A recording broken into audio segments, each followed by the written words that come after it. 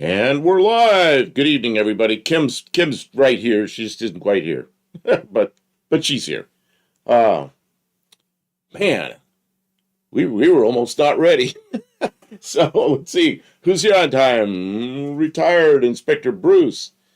I haven't even got my drink open yet. And Lester LeSabre, Lester LeSabre. How you doing, Buddy Carfano, Tavo? Man, all right on time. Perfect. And I think Kim's going to give you points, but yeah, I don't know. I'm here and she's almost here, so there's no double points. Let's see. I'm going to scroll up, see who else is here. Kevin Smith is here. I got to grab her mouse from over here. Let's see here. Uh, Kevin Smith. Good evening, Buddy Carfano. Everybody's talking. Tavo. D-Man. Buffs the stuff. Excuse me. Hiccups. Raw Dog's here? Yeah, and Raw Dog. Raw Dog. He provided the picture that's behind me right now. Thank you, sir.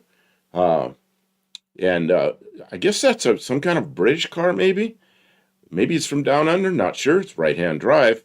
But, that was the prediction how a telephone was going to be in your car. That just seems so strange seeing that. So, yeah, thanks for all being here. Oh, we'll get other stuff not ready. And Luis is here. Good evening. Barry Rikuda, how you doing? Uh,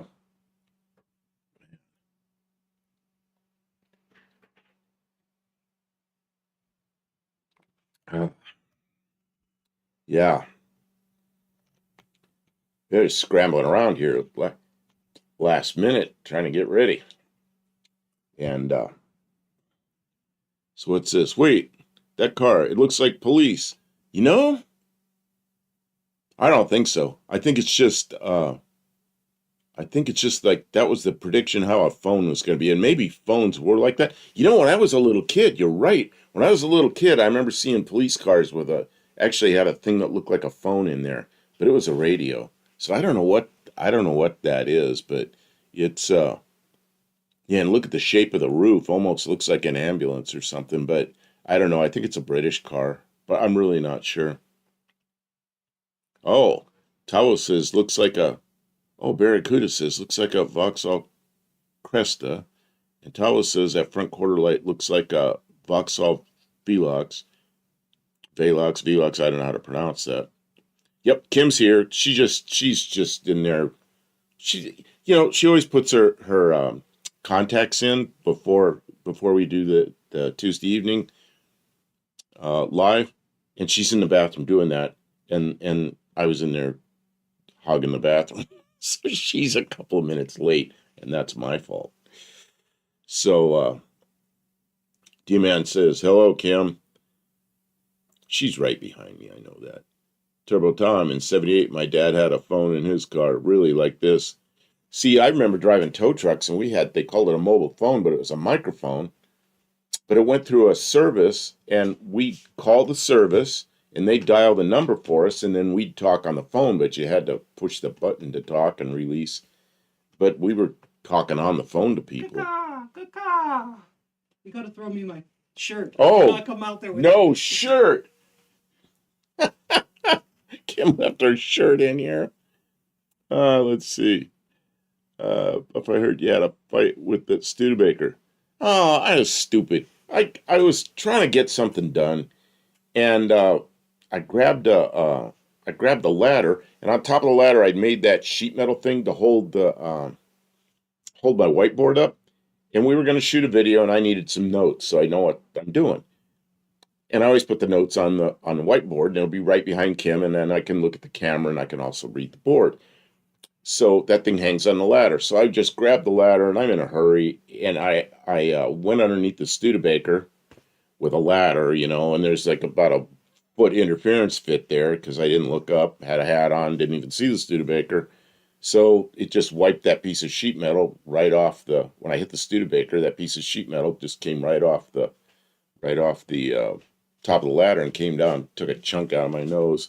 It's almost. Oh, he cried. It's almost there. He cried. I went, I was so mad at myself. He wasn't. And then getting everything set up, and I walk around to where Kim is, and Kim says to me, she goes, "You're all bloody. Your nose is all I bloody. didn't What know he was happened?" bleeding. I thought he was just whining. She thought I was just whining. Sometimes he just gets mad and 60 Garage is here. shouts Good off evening. about stuff. Good evening, everyone. You're all going to get double points because I wasn't here. Did I punch it back? No, I didn't punch it back. Yes, I just he got did. just got angry Yes, at he it. did. He I punched it I back. didn't punch the Studebaker. He was so mad. All right. Guys, welcome. It's Tuesday night. We are coming to you live from Clarksville, Tennessee. And we Well, are streaming Nearly Clarksville. in high definition. Oh, let's hear. We'll go big. We'll be big. We're in high definition. That's right. Oh, and We that have all the bits. I know you weren't here for it, but Raw Dog provided us with some accessory pictures, and they're all older Oh. accessories. Why, and you thank see you. this, and you see this. It's a car phone. And look at the car. Yeah, That's the people awesome. down under say it's a Vauxhall. Oh, we already got ads. Man, I didn't That's grab all that right. on time. They won't miss anything. But I knew it was right-hand drive. I thought it might be British, but maybe it's British or maybe it's down under car. Don't know. But yeah, I remember things like that. That was the prediction how it was going to be. I did not expect an old-fashioned black and white picture. That's awesome. Okay, but we are coming to you live in high definition. That's right. Over 7,000 kilobits per second. That means 7,000 bits per second. That's a lot of bits. It is. And it's not cheap, but you're worth it.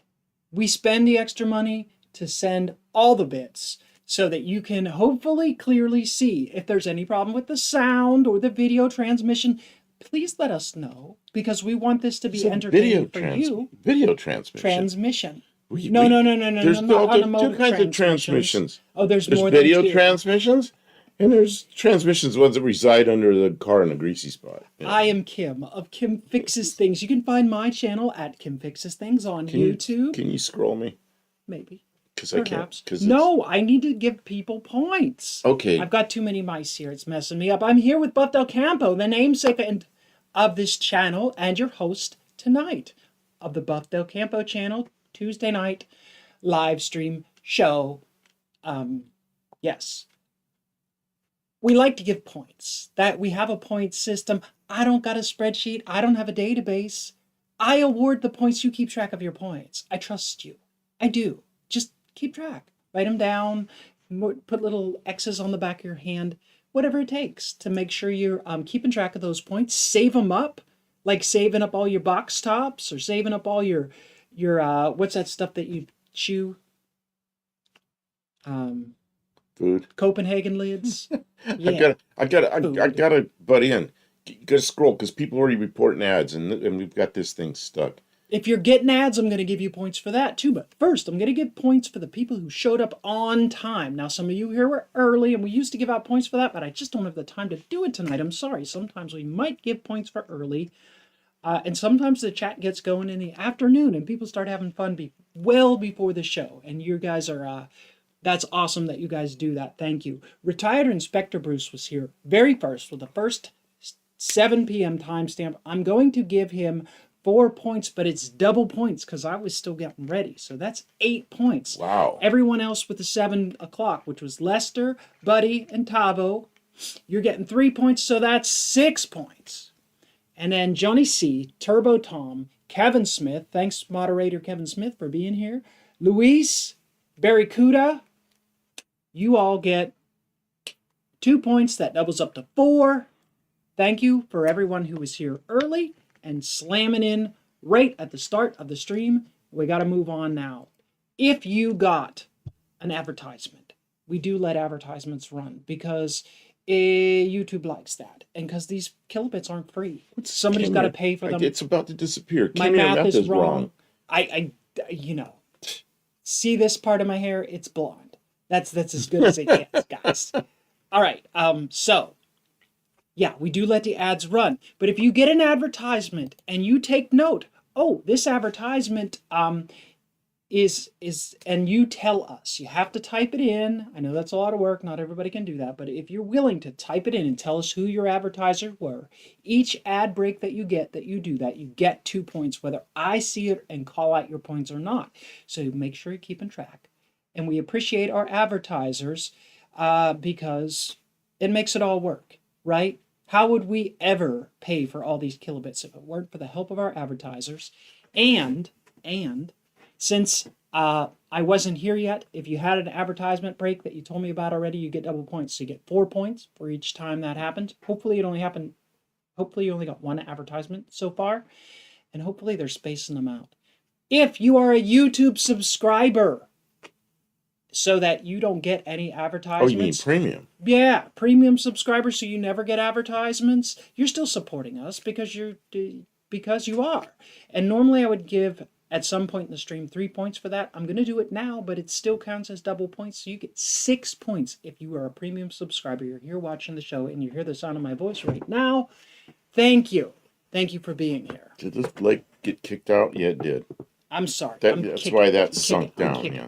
Our table is a folding table, so there's legs in the middle. So I'm wrecking it. If she kicks it, it sinks in the middle. Says Kim is looking nice this evening. Thank you. I try and put a little more effort into my appearance on Tuesday nights because there's a lot of people show up and you have to put on your best face. There's the studio Kim, as is the shop Kim.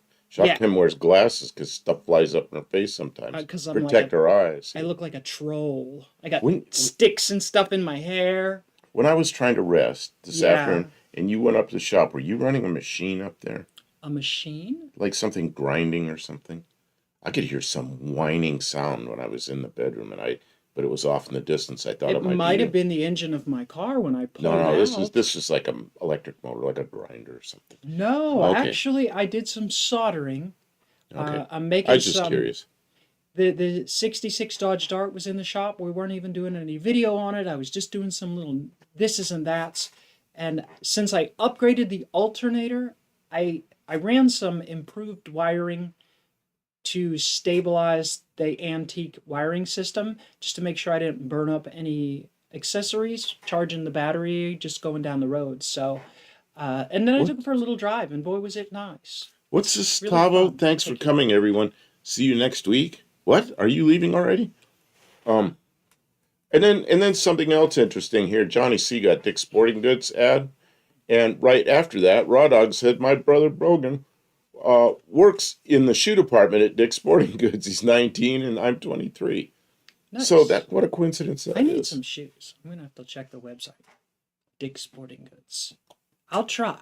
I don't know if they sell the kind I like, but we'll think about it. I think Dick's Sporting Goods sells a lot of shoes. So there you go. And we have people who work for Dick's Sporting Goods. So that's amazing. That's good, right? Look at that. An advertiser. He's working, we're working, everybody's getting along and collaborating here. Luis says I got 799 subscribers, almost there to 800. That's amazing. It feels so good to meet those milestones. Oh, Luis, okay. Congratulations. D-Man says, thanks for the extra tech, Kim. Now Buff doesn't have to pedal the stationary bicycle to get the live going. That's right.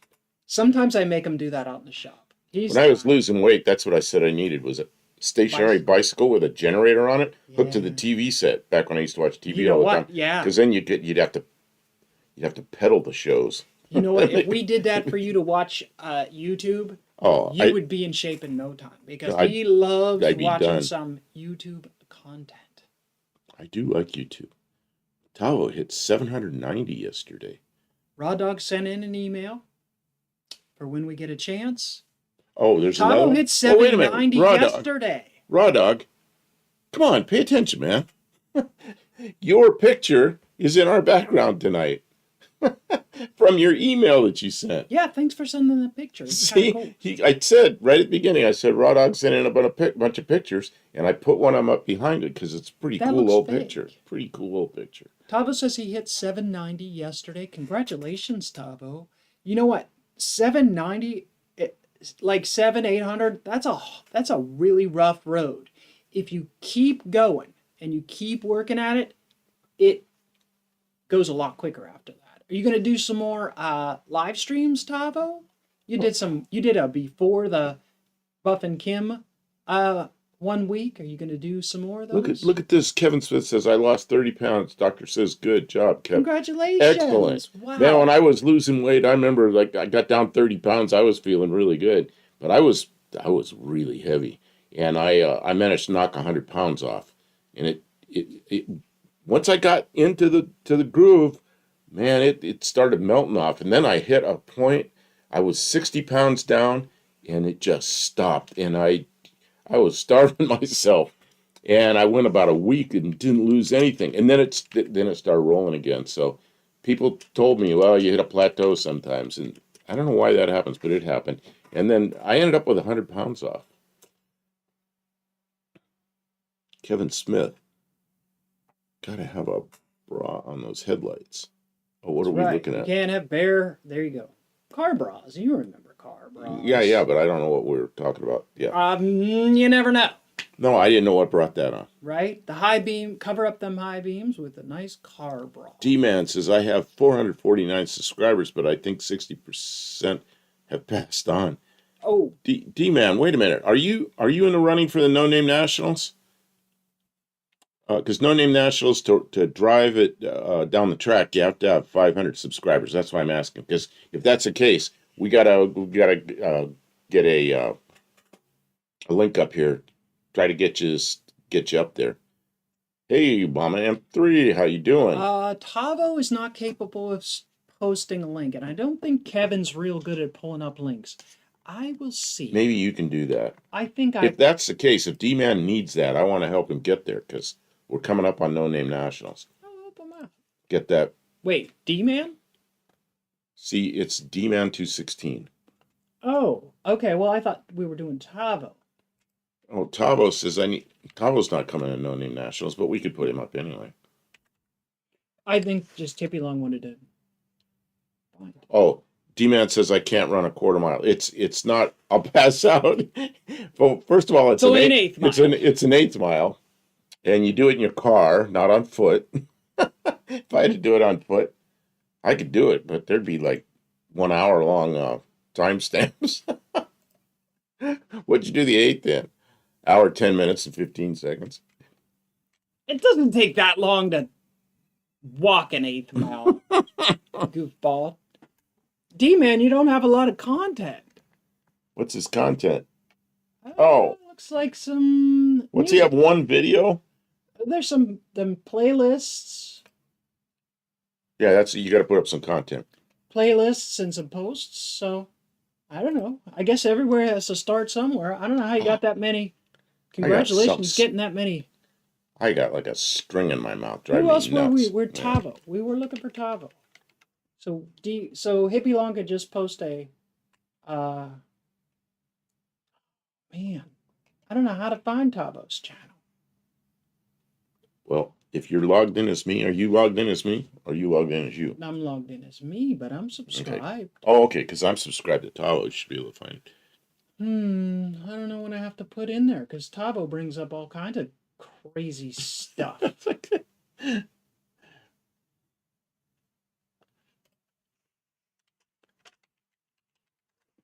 But didn't know he hired a rookie. Guess I get a pay cut. You get a pay cut. Yeah, sometimes it's hard to find people's channels. Dang! That Tavo TV. That's not the right Tavo. No, it's not. No. What's his channel called? Just Tavo? Might be Tavo. Might be more to the channel name. I don't have my normal laptop. I got my laptop in here, so I don't know. You look up Tavo and you get Taco. Mama M3 said we made progress on Half Pint. Gas tank reinstalled. She's back on the ground. Congratulations. It always feels good to make progress. We have been bouncing around of vehicles for so long and tinkering and doing little projects on things that it feels like we'd never get there. And then like suddenly, yesterday we took your car for a little drive and it was fantastic. The car's running great. It handles good. The air is blowing nice and cool. I think Kim was getting really discouraged because we were working on all these cars. It just seemed like we're never getting there. And then it's like all of a sudden in 2 days we had two cars running with excellent air conditioning, and her car's up and Yeah, running. the Jeep has air So conditioning too now. there was like just dead cars, and all of a sudden we were going. You know. Oh, it let Tavo put his thing in. Oh yeah, but it's not a link. He can type it in, but it's not a link. Okay, so Okay, well, now you. Oh yeah, Tavo AU. I forgot how that was. Kim's gonna try to put that in as a link. So maybe that'll work. there. Okay, so now it's in as a link. Thank you. Yeah, check out Chavo's channel. Tavo's got some interesting stuff He because works on Aussie he's Mopars. he's working on his. He replaced the top on his Valiant. Somebody had hacked. I mean, they hacked a like a sunroof or something in his Valiant. So he tried to weld a piece in there, and it just was not coming out good. So he ended up pulling the whole top off. It's a 4-door, so it's a lot of work pulling the top off that. And he got a parts car, and he put a new top on it, and he's got all that posted on their video of that. I also put a link there to Luis's channel, and Luis is here every week. And he does videos about like Rugrats and cartoons and things like that. I don't know. Maybe you'll find it interesting. Check it out. Right? Yeah, we don't do Rugrats here, but if he could do them there, that's a good place for it. If he's part of our community and he's doing his best to contribute, then we're at least going to shout him out. We appreciate you for being here. Next is going to be an American Mopar walk around. Well, alrighty then, Tavo. I gotta start. Everyone hammer the thumbs up button, says Thank you. Mama M3. Yes, yes, yes. Mama M3 is of Mopars, Mustangs, and minivans. And is there going to be a video coming out? That's Colleen. So, Colleen, is there going to be a video coming out about the work you've been doing recently, or are you just like hammering away? Sometimes when you're really hammering out a project, you just don't want to worry about trying to detail every little step into a video. Does everybody remember these things? I've never seen one that's at 76. See, those came out about 1975, something like that. And the Union 76 gas stations gave those things away. They were everywhere. Like half the cars had them on them. And they were around for a few years. And so you were like the little kid then. So. Colleen says Stinger Salvage is at 464. I know he's trying to get his 500 for No Name Nationals this year, and I gotta say, he's gonna. If he's that close, what'll happen is John Wilburn will pull him on, and everyone in the community will show up, and anybody who isn't subscribed will almost certainly subscribe, and they'll share his channel out and request people check it out. And it usually works. Like when you're that close, when you're down to like 20, John's always able to help you get over the hump. But if you guys want to check out Stinger Salvage's channel, if you haven't already subscribed, maybe you're waiting. Maybe you're waiting for that big get him over the thing. So I'm going to see if I can get a link. Okay. This picture with the 76. But Stinger Salvage is in here. It doesn't count, does it? Oh, you know what? I'm not even subscribed to Stinger Salvage. Although he just got one more sub. Okay, so this picture was provided by Inspector Bruce. Retired Inspector Bruce. Oh, thanks, Bruce. That's an interesting gadget. Now, is it got a battery in it or something? Or is it No. It's the just lighting that makes the lighting, and it's a little fuzzy looking because it's not a real high resolution photo. So when I zoomed in on it, it looks like it lights up. Okay, guys, check out Stinger Salvage as well. Put it on your list. Am I? Not an aerodynamic accessory. No. But I mean, sometimes when you're doing stuff for like the look, you don't care about aerodynamics. So it could have made teardrop shape. It would have been better. Let's see if I'm subscribed to that channel. Stinger's not here. That's okay. Maybe they'll show up another time. I am subscribed. Good. It's okay. We can just. I mean, we want to help out people in our No Name Nationals community. He's what they say, 464. Somebody said 465 now because you just subbed. Yeah. Okay, so yeah.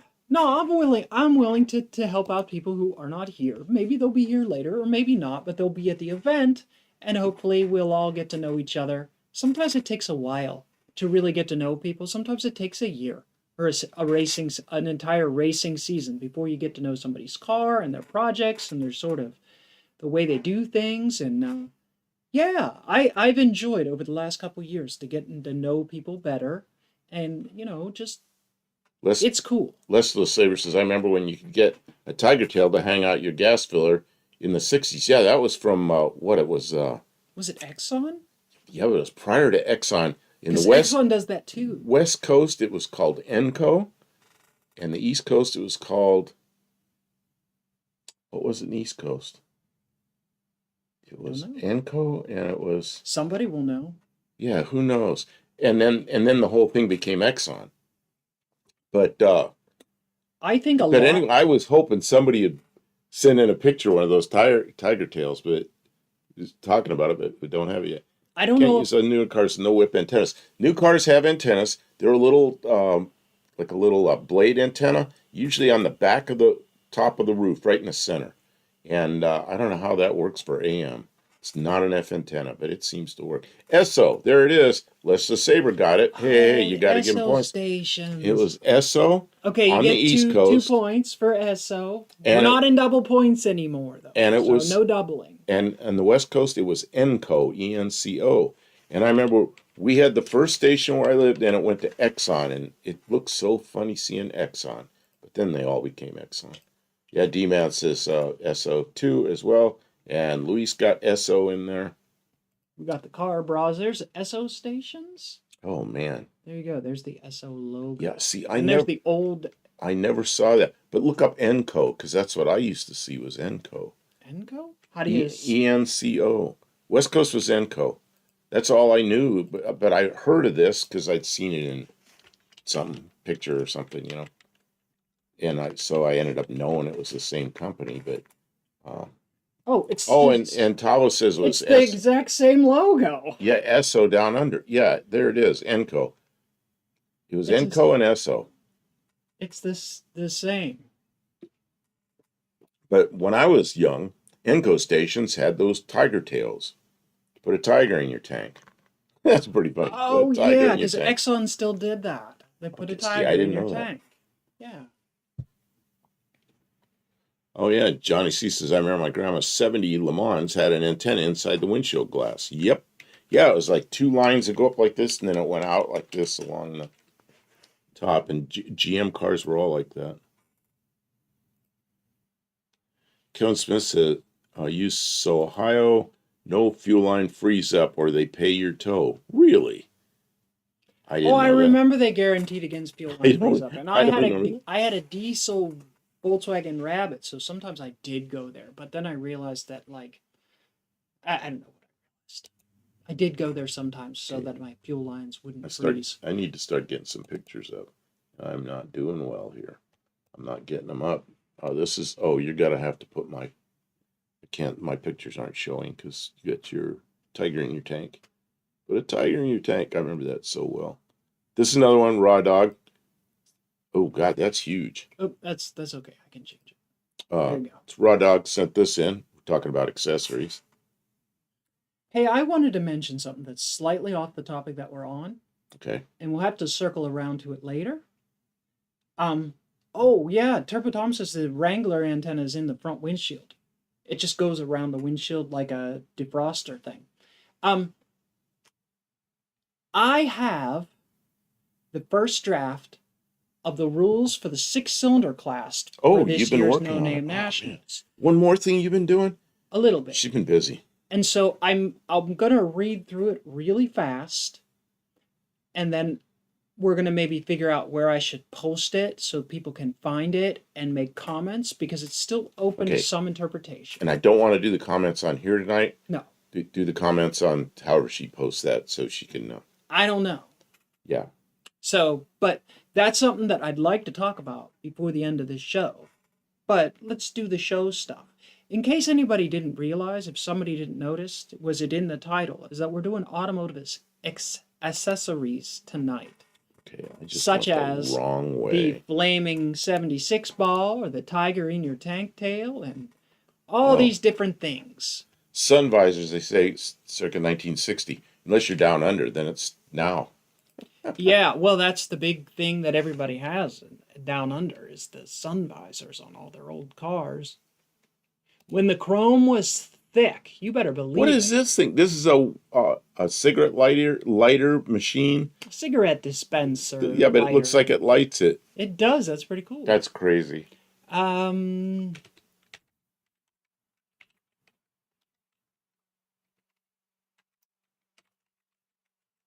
okay, I just Oh wanted to man, he said Kevin Smith says we had a dummy here in Akron use a torch to thaw out his fuel line. Didn't work out so good. You know what? When I lived in Sharon, Pennsylvania, which is right across the border from what is in Ohio, right across the border from Sharon.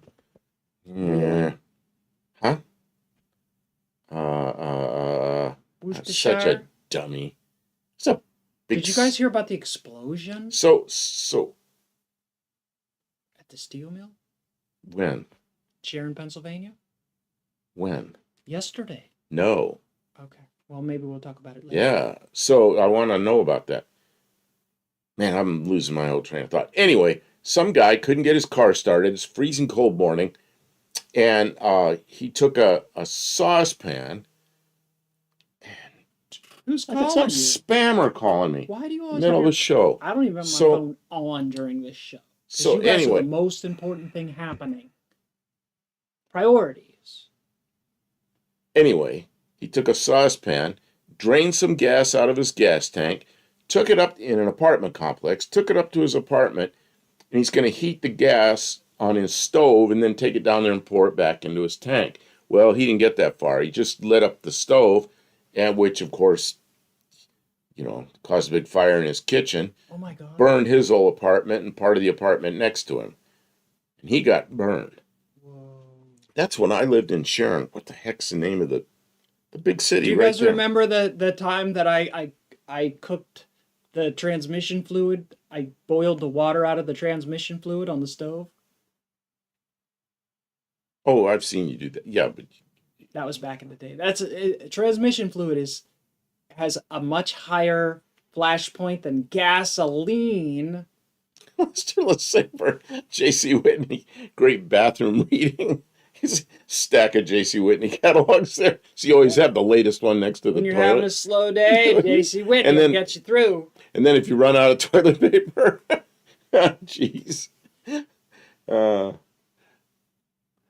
the first car accessory I bought was from J.C. Whitney. I bet mine was this. Youngstown. That's it. Mike Murphy. You got it. Youngstown. The guy 2 was points, the Mike guy was Murphy. the guy was in Youngstown. Yeah, Hubbard is pretty close too. All right, I'll give you a point, Mike, because was- it wasn't the right answer, but it was close.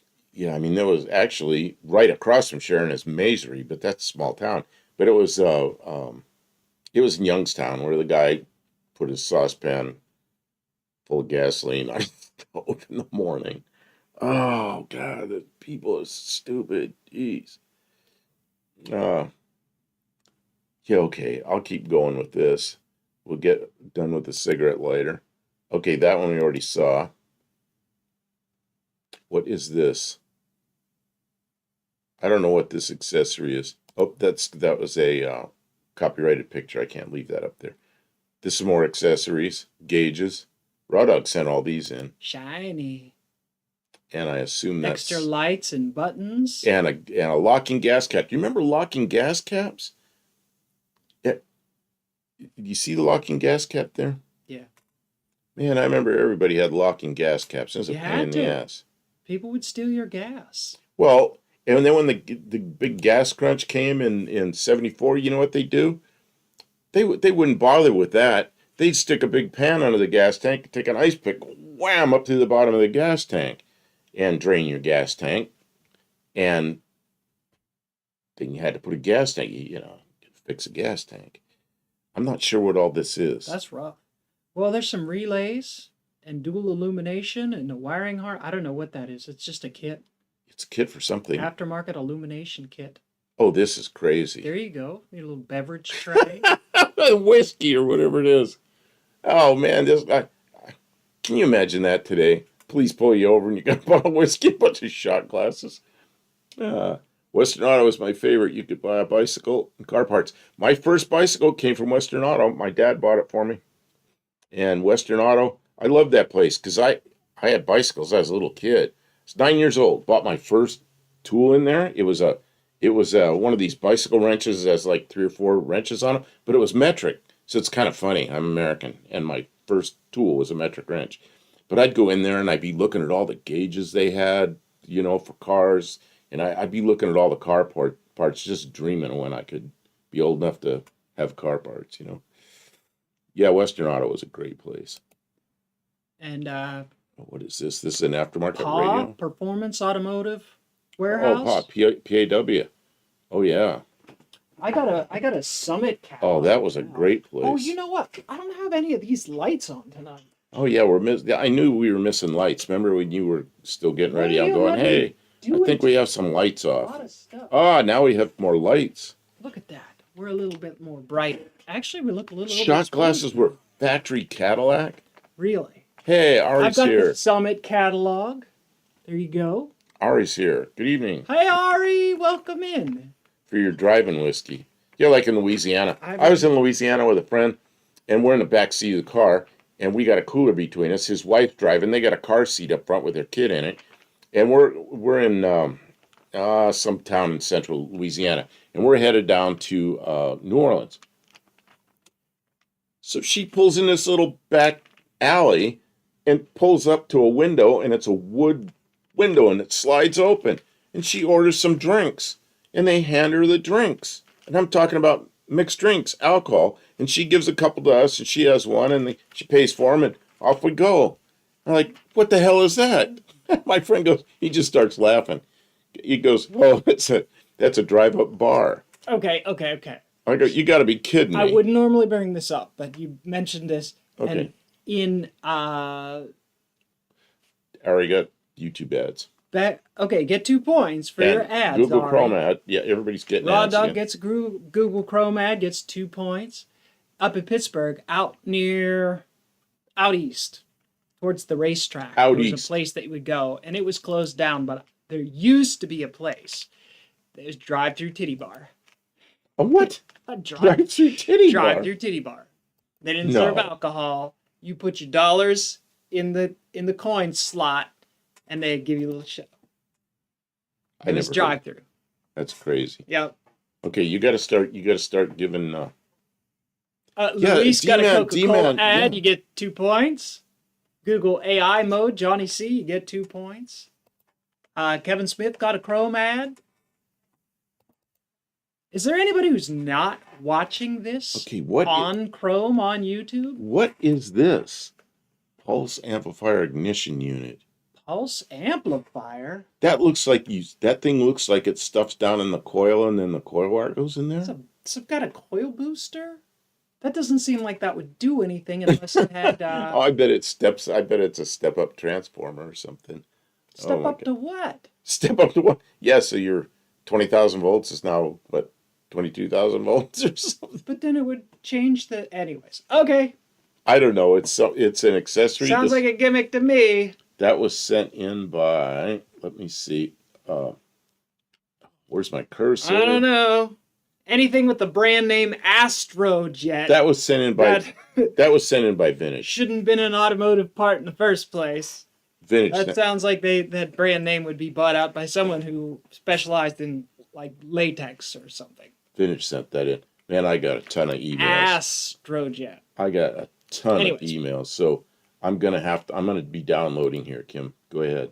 I was looking at this Summit Racing catalog, and I'm not going to go into it, but I remember the horns, the air horns. You could buy them, like on the General Lee.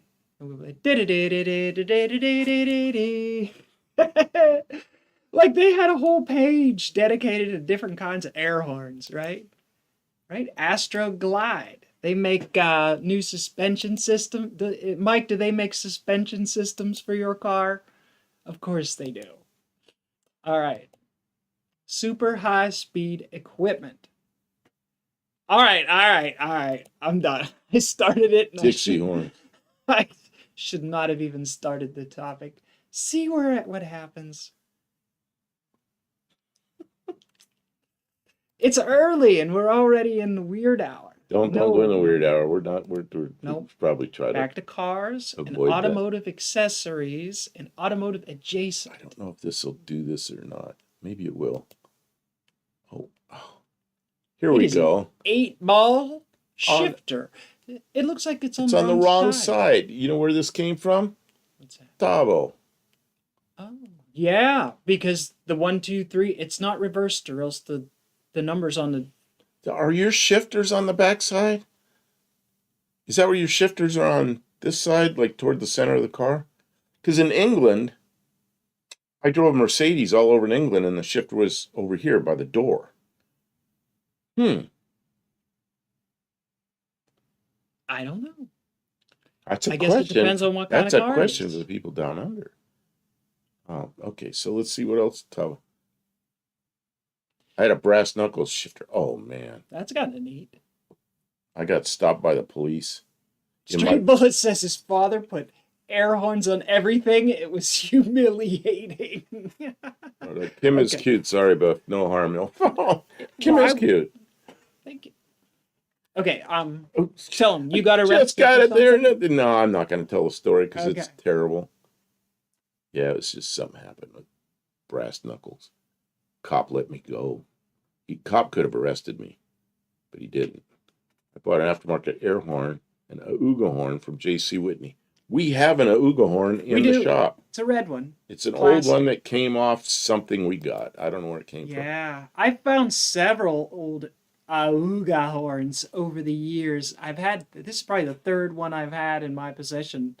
I had one hooked up to my 72 Dodge Dart, but that was a long time ago, 25 years or more ago. And it was fun. Here's an accessory we need for your Dart. Air conditioning. Just an aftermarket under-dash AC unit. You would like that in your Dart. I know you would. It would be neat, but it's a lot of work to do the installation, a lot of expense. We have vehicles we have 3 vehicles with working air conditioning. Maybe we can find an old unit like this and fix it up. Maybe we'll keep our eyes open. Yeah. But we have cars to drive that have AC now, so it's way down the list. I love this. Aftermarket cruise control? Yeah, with a VHS cassette with step-by-step instructions. Very nice. I wonder if the cassette tape's still in there.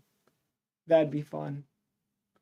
Man, I want a cruise control for my car, but I looked at the cruise controls now, and they're like $1,500 or something. You know, big money. Yeah.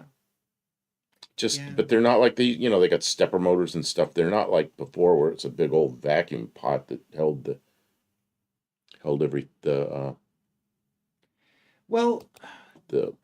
do the old style ones, do they require like a speedo cable to run through them? Is that how they? Yeah, well, there's 2 ways they work. Okay. I installed one on a Chevy van. It had an arm you mounted underneath the car, had a pickup on it, and then there were magnets that you glued to the drive shaft and put some fiberglass tape around it. So that was kind of a safety thing. Fiberglass tape got tore up real quick. I just left them the magnets glued on the drive shaft. So as it went around, the pickup, it was a Hall effect. And that went to the brain box, and it had a big vacuum diaphragm that would pull on the throttle. It didn't work well going uphill, of course, because you run out of vacuum. But any normal, like little grades and stuff, it was fine. So, yeah, I wish I could find one of those. Ari says, I wonder if you could use a 48-volt AC compressor run off of an inverter instead of having to crowd the rotating assembly. And you know what, Ari? Electric cars have air conditioning, so I'm sure you could. Like the car already has an updated alternator. So I would think you could at least get a little air. That reminds me, our thumbnail. Does anybody know what that thumbnail was? Oh, we already circled it back around to that. Okay. I had one with the magnet taped to the drive shaft, says Straight Bullet. That's interesting. Yeah, That's what I had. I wish I could find one of those. That's a pretty nice kit, and that would work real well on my Fairmont, or it's not a Fairmont, my Z7, Z7. Um, okay, I'm gonna try to find. Oh, let's see here. And there's a. So that's what we have to find is one of those older kits for your car. Because just Oh, buying something there all might be fancy and around. electronic it's expensive. I am trying to find. D-Man Okay, says he had a 69 Cadillac. You had to turn it to arm and then hold the pedal at the speed you wanted and then click it to help the pedal using vacuum. To shut it off, you had to click it off. Yeah, I don't know. He's got air conditioning, right? Like, I don't want to hear any more complaints about not having enough features in that car. We just dumped time and money into making the air conditioning work on that car. And if he wants cruise control, we'll put it maybe next year.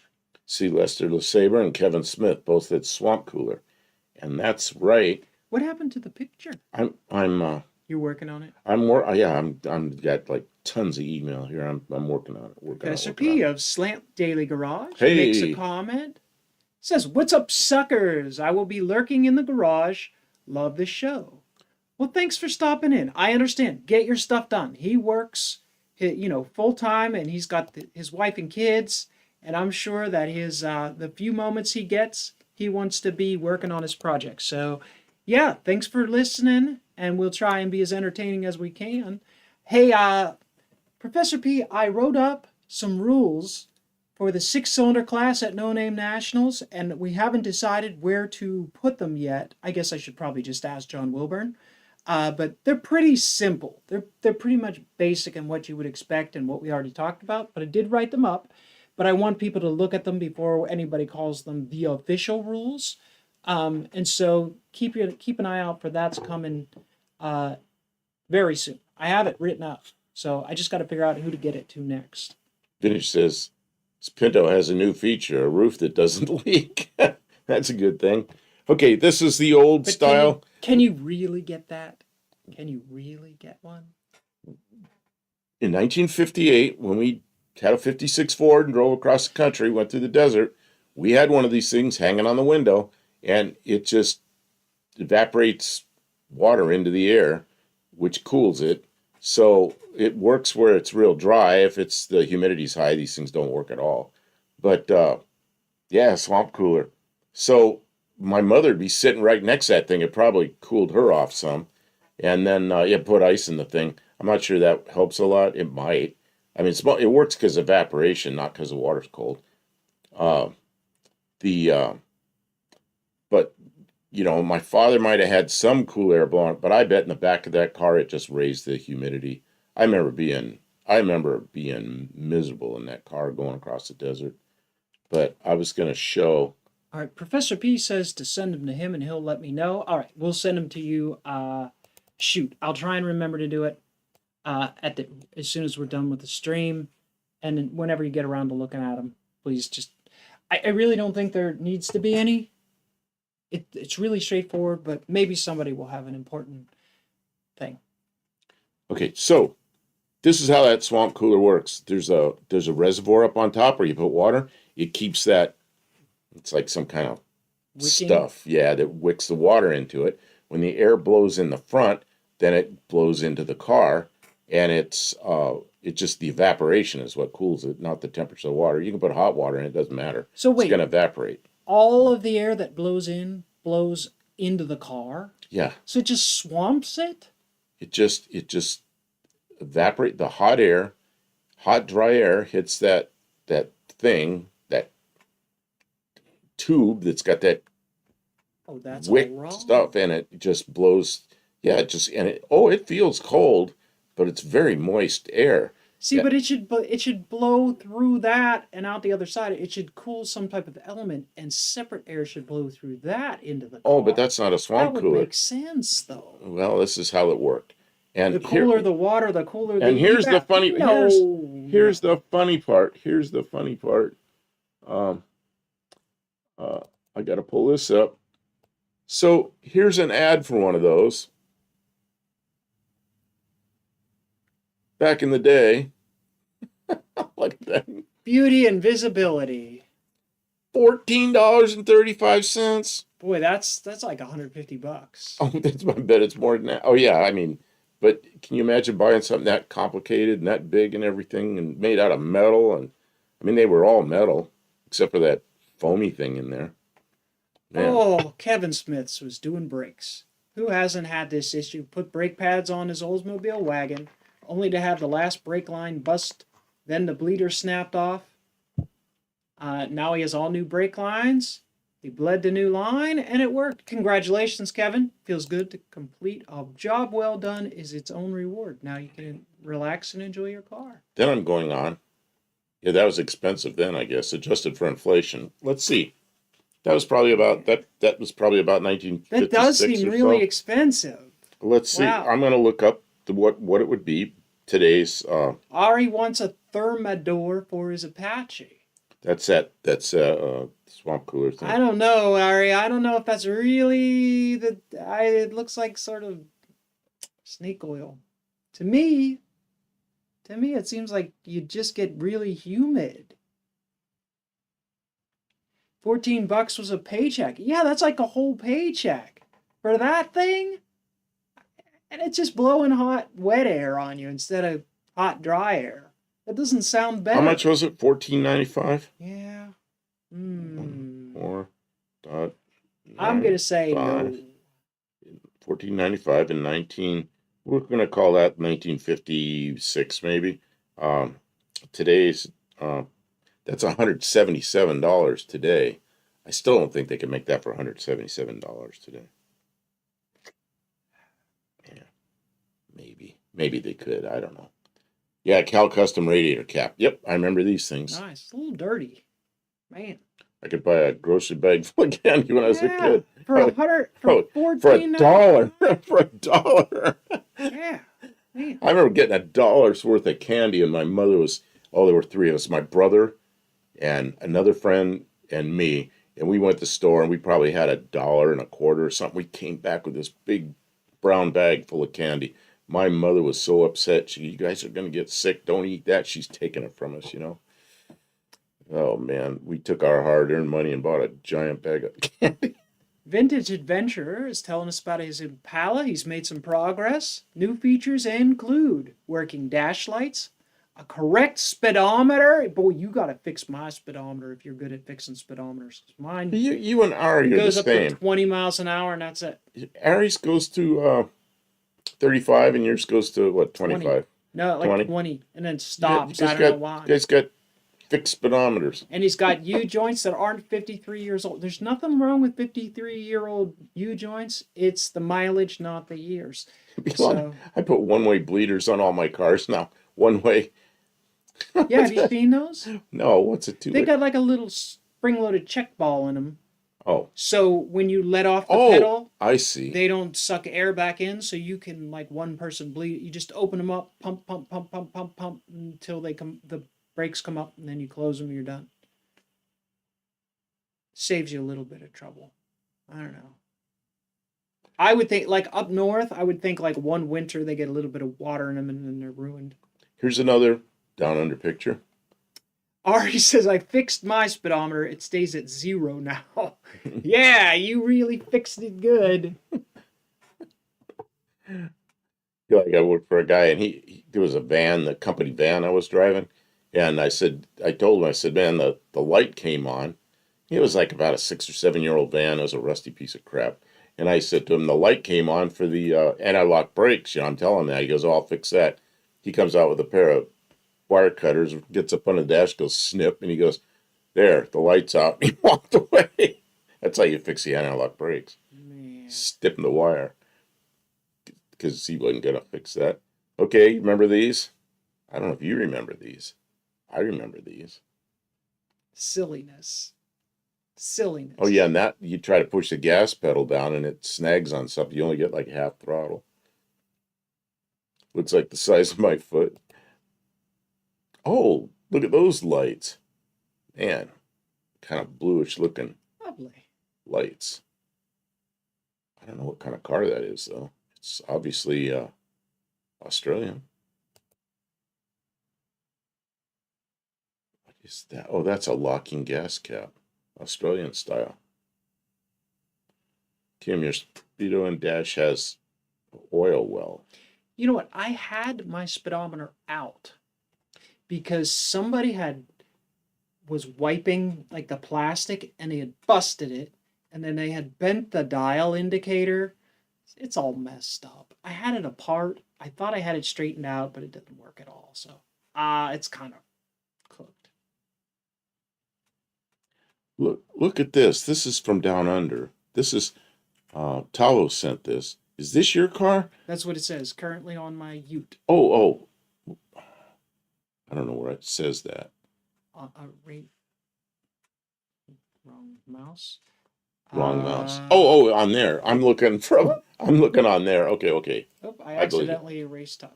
He's gone. What? No, he's not. Okay, so that is, yeah, I'd never seen one that's a screen like that. That's kind of interesting. Oh yeah, and the dog that sits there and goes like that. We had those around, but I Bobbleheads. haven't seen them in years. Oh, and hula girls. Oh yeah, the hula girls like that.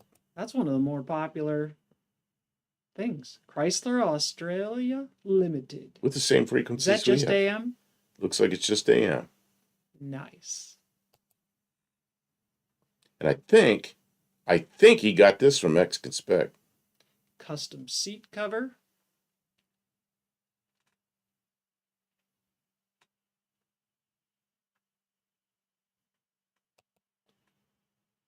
Oh, look at the bolts for the valve cover. Got the wing And valve cover bolts on his Hemi. and that's a Hemi 6 Very nice. from down Very under. nice.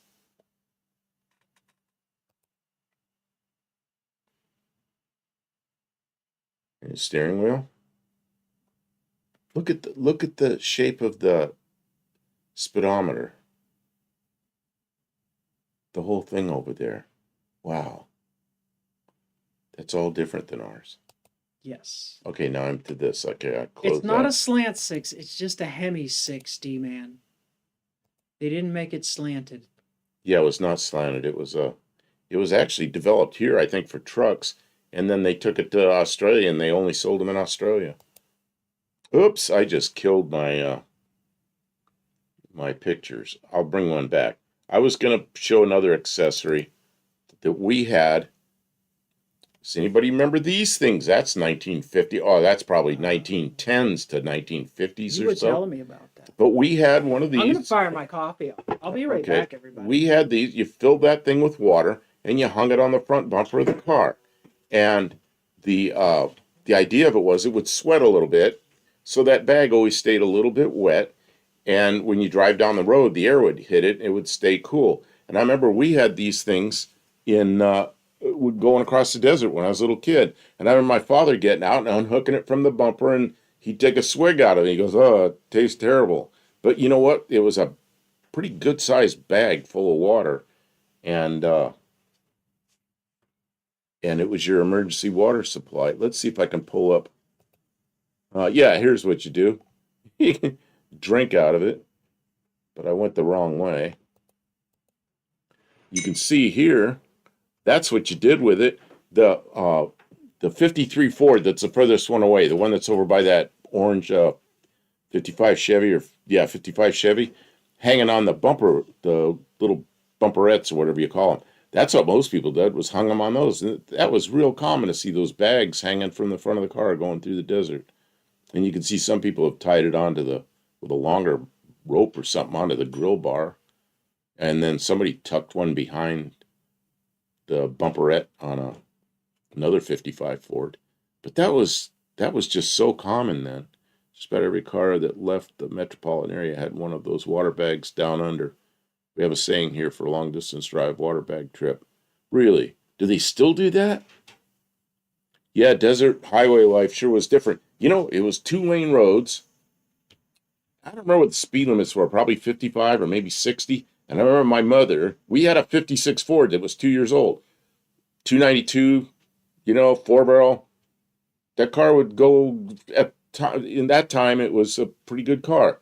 and it'd cruise all day at 80 if you wanted it to, no problem, you know. But I remember my mother going, you know, getting upset with my father. Hey, you know, you're pushing 70, you're pushing 70, you know, and he'd slow down a little and then he'd creep it back up again. And she'd be upset because that was considered as dangerous, you know. But it's 2-lane roads, and there were a few other cars out there, but not many, you know. Ari says 292 has such a great sound. Man, that all my early cars were, not all of them, but a lot of them were 292s and 312 Fords. And yeah, I knew those engines real well. Yeah, the old Texaco station. That's I mean, that's just the way it looked. That's exactly how it looked back then. Uh, yeah, with the sign with the lights lighting up the sign. You know, the sign didn't light up. There were lights on the sign. I remember those real well. And there were two grades of gas. There was Fire Chief, which is a red pump, which was regular, and Star Chief, I think was what it was called, was the white pump, and that was the premium. Yeah, those were Y blocks. That's right. Weird lifters. Harry, you know about that, huh? Yeah, you got to pull the cam out, and then what we used to do is take the push rods out, and then put clothespins. See, the lifter stuck up through a little hole. Had a little piece of lifter stuck up through there. So you pull the lifter up and put clothespins on there to hold it up. Then you could pull the cam out. Then all the lifters came out from underneath. You couldn't pull the lifters out the top. Really, really pain in the ass, you know. So yeah, T-Bird engine. Yep. Did the 265 slant sixes come in both Hemi and non-Hemi flavors? 265. There Now was that's no it, 265 slant six. it's not a slant. It's an Yeah. inline So upright six that's a Hemi engine that's down under. Let's see. Vintage says I pulled apart a 312 one time. Those lifters always amaze me. Yeah, what a pain in the ass. That's the one thing that I really disliked about the Y blocks. That and people wouldn't change the oil on. There's a place where the oil comes up through the block and then it goes through a little passage in the head, makes a 90-degree turn, and goes up through the head. Well, that spot would clog up because people wouldn't change the oil and old paraffin base oils. It was really a problem. So they put tubes up above and they call them overhead oilers. And man, I'd get rid of those things in a second. When I rebuilt the engine, I always made sure all those oil passages were clear. Never had a problem with it, you know. But you can't just not change the oil. Can you find a picture of the reverb unit for cars back in the 60s? Had one. I had a reverb unit. You know how those things work? There's a spring that was like a 3 or 4 pass spring, and it was like a speaker, and that spring would vibrate, and there was a magnetic pickup. So it was a mechanical reverb, and it would make it sound, made it sound kind of cool at the time.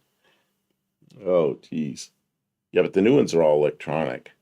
I don't know if you'll ever find a mechanical one.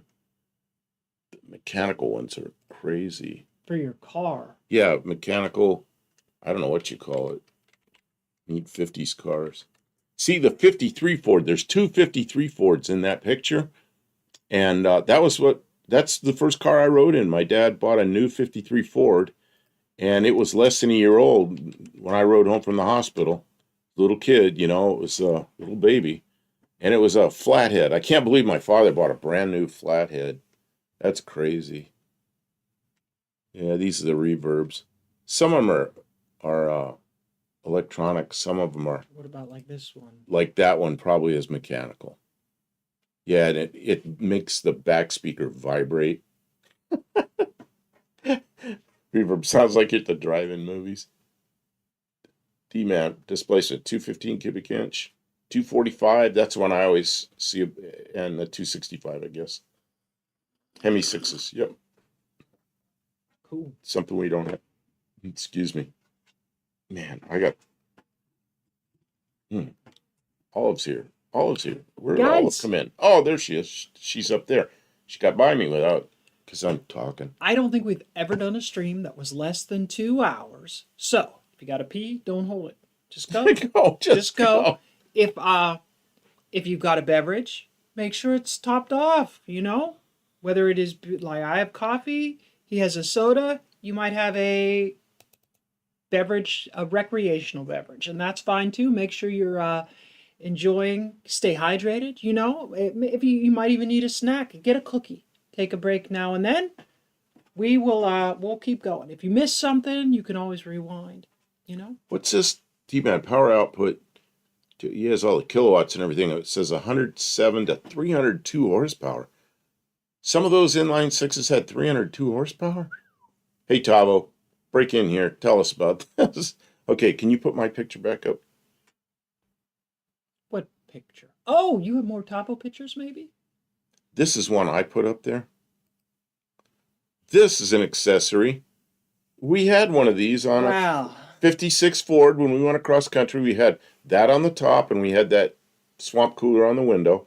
And that thing was all full of suitcases and packed up, and then had a tarp over it all tied down. And it holds on by the drip rails.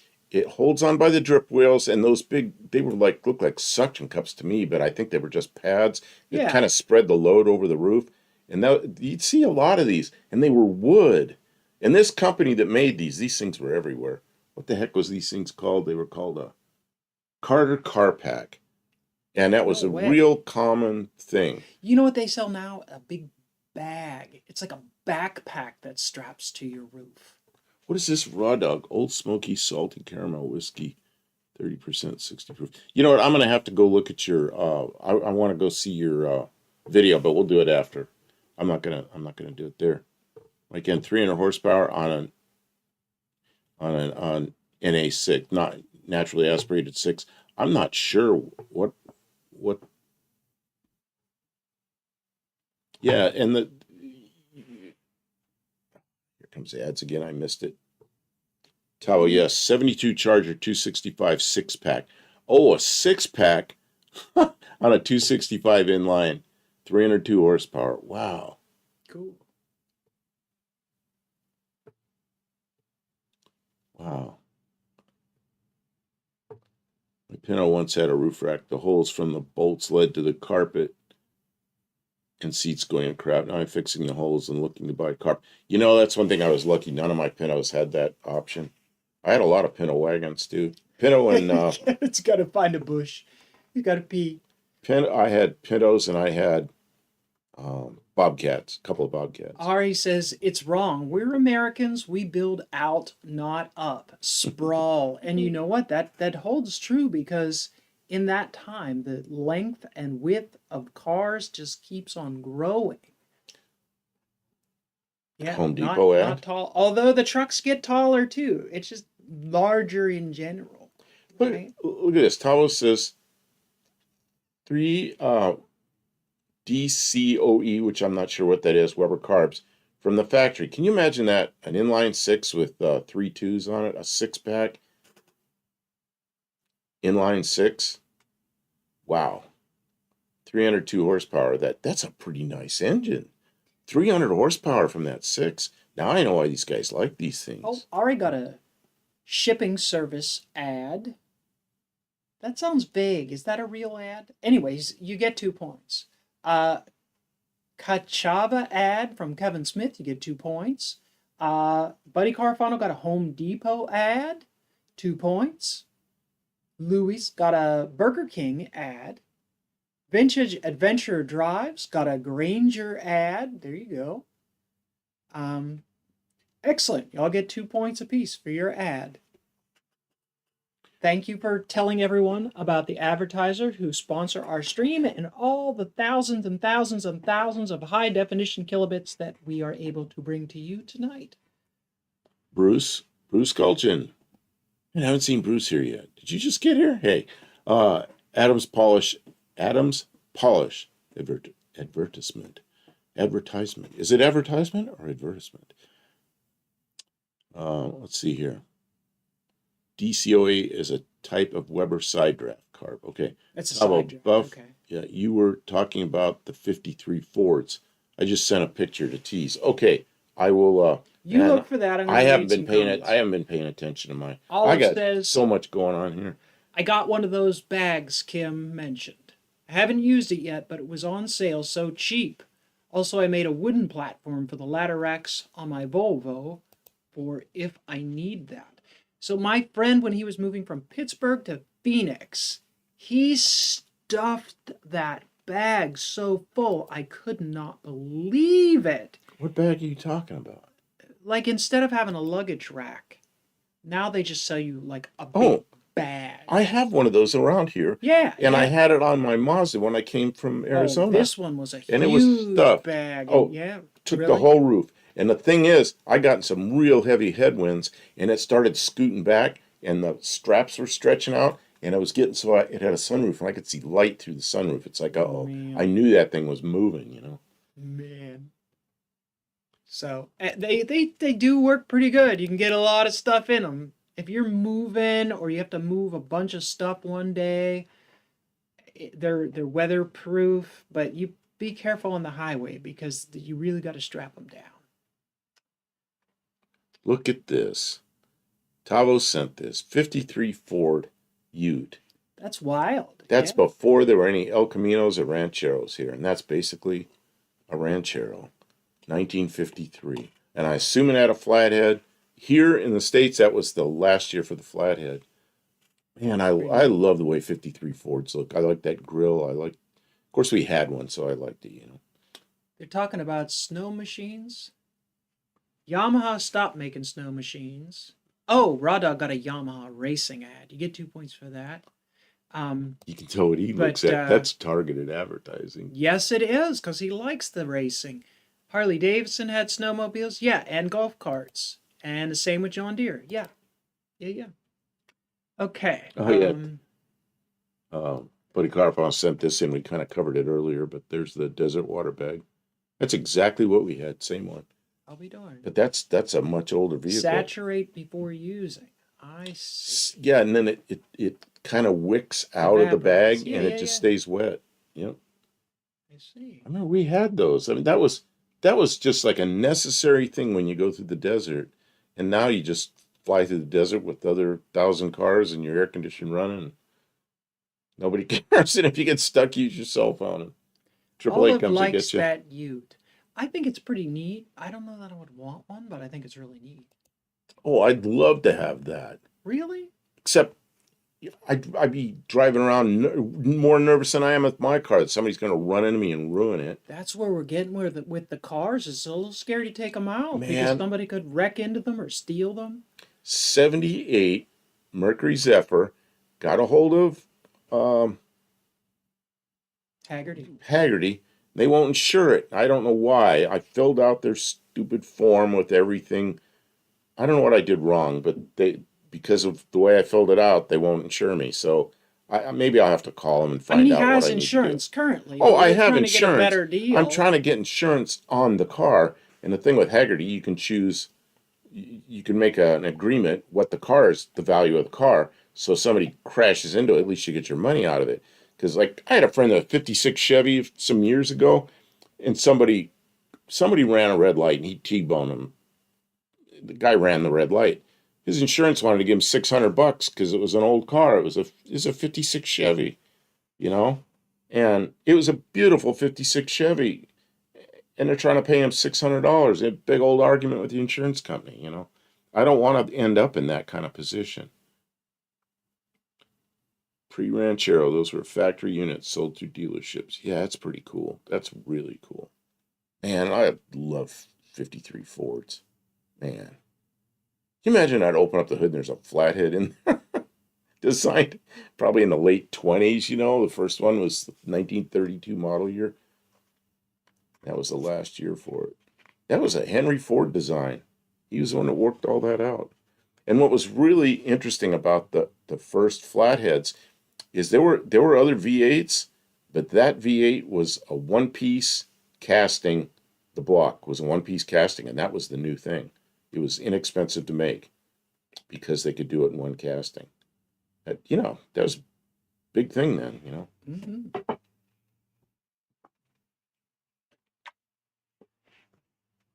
Okay, let's see. Back to I've got so much email here. Back to it. I've got so much email here. I've got to. Kevin agrees that value is a great idea for insurance. Ask me how I know. Yeah. Yeah, All right the now. gals like your rack. Yeah. I don't have any. You know what though? My Dart My dart, it would be nice to have like a luggage rack because the rear suspension is too soft when I put too much in the trunk. It rubs the tires. Although maybe I should just put helper springs or some kind of air shocks or something on it. And I'm sure we all remember this license plate. That's from Buddy Carafana.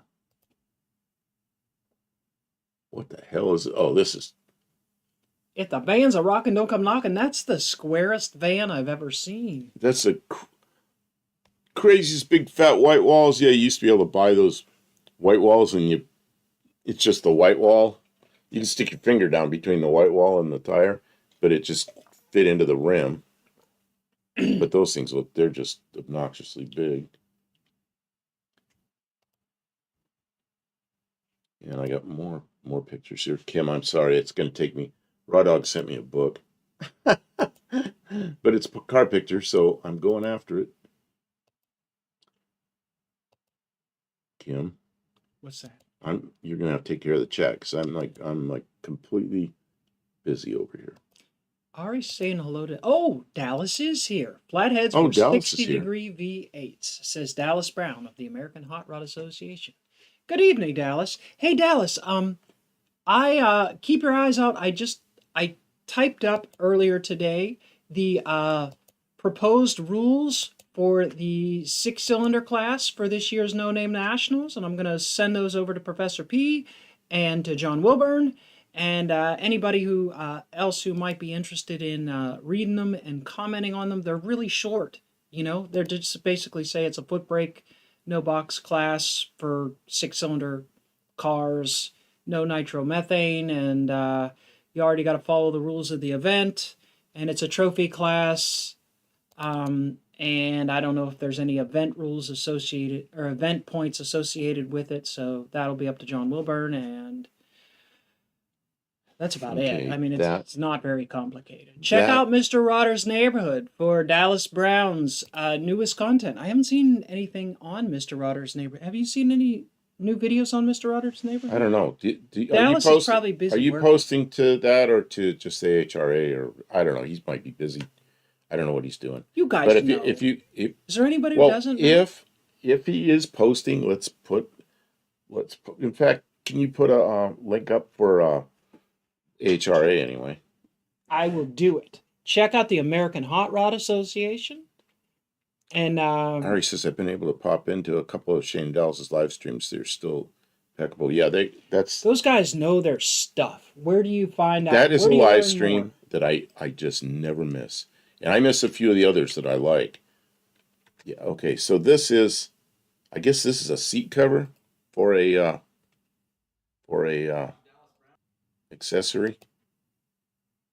Oh, what the hell? My computer just went nuts. Let's try this again. I don't know. Your computer's nuts.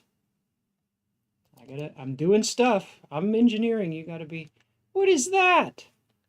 Those are. Here's the American Hot Rod Association channel. And sometimes they do the Wednesday night, but a lot of times it's on Slant Daily Garage. So I'll find you them too. What is that with gas? Oh, those are sinks. Yeah, it's just water. Oh, that's like in a bathroom. Yeah. It's a whimsical. That's crazy stuff. Yeah. Yeah.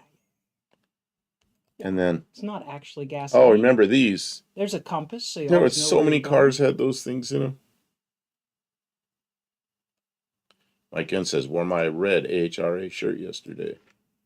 Oh, I love those red shirts. I got a couple of them like first year. Very good. Okay, there's Slant Daily Garage. If you guys haven't already been there, I think you have. But if you have not, you better be subscribed to Slant Daily Garage. That's Professor P. Ari's lagging on the links. Oh, no, that's all right. Ari, it's fine.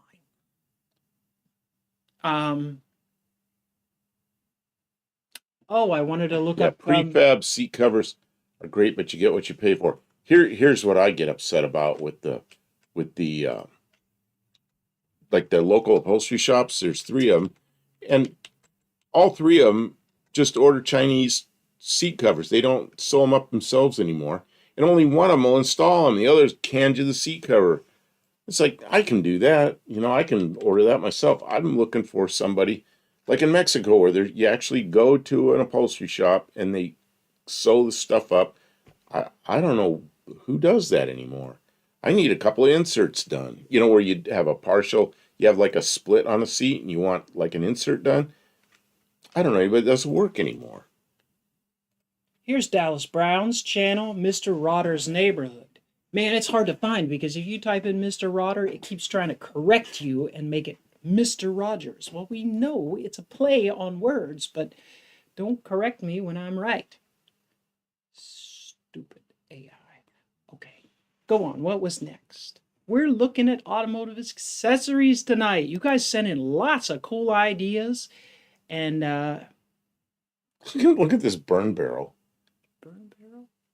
Oh yeah, that's a good idea for a burn barrel. That's a waste of wheels, but well, they're probably Toyota wheels. And I remember people having a wheel on the side of their house with the hose on. I remember that as a kid. Well, that's so your hose doesn't get all kinked in the sun. Now they make a thing that you buy. But that's what people used to do.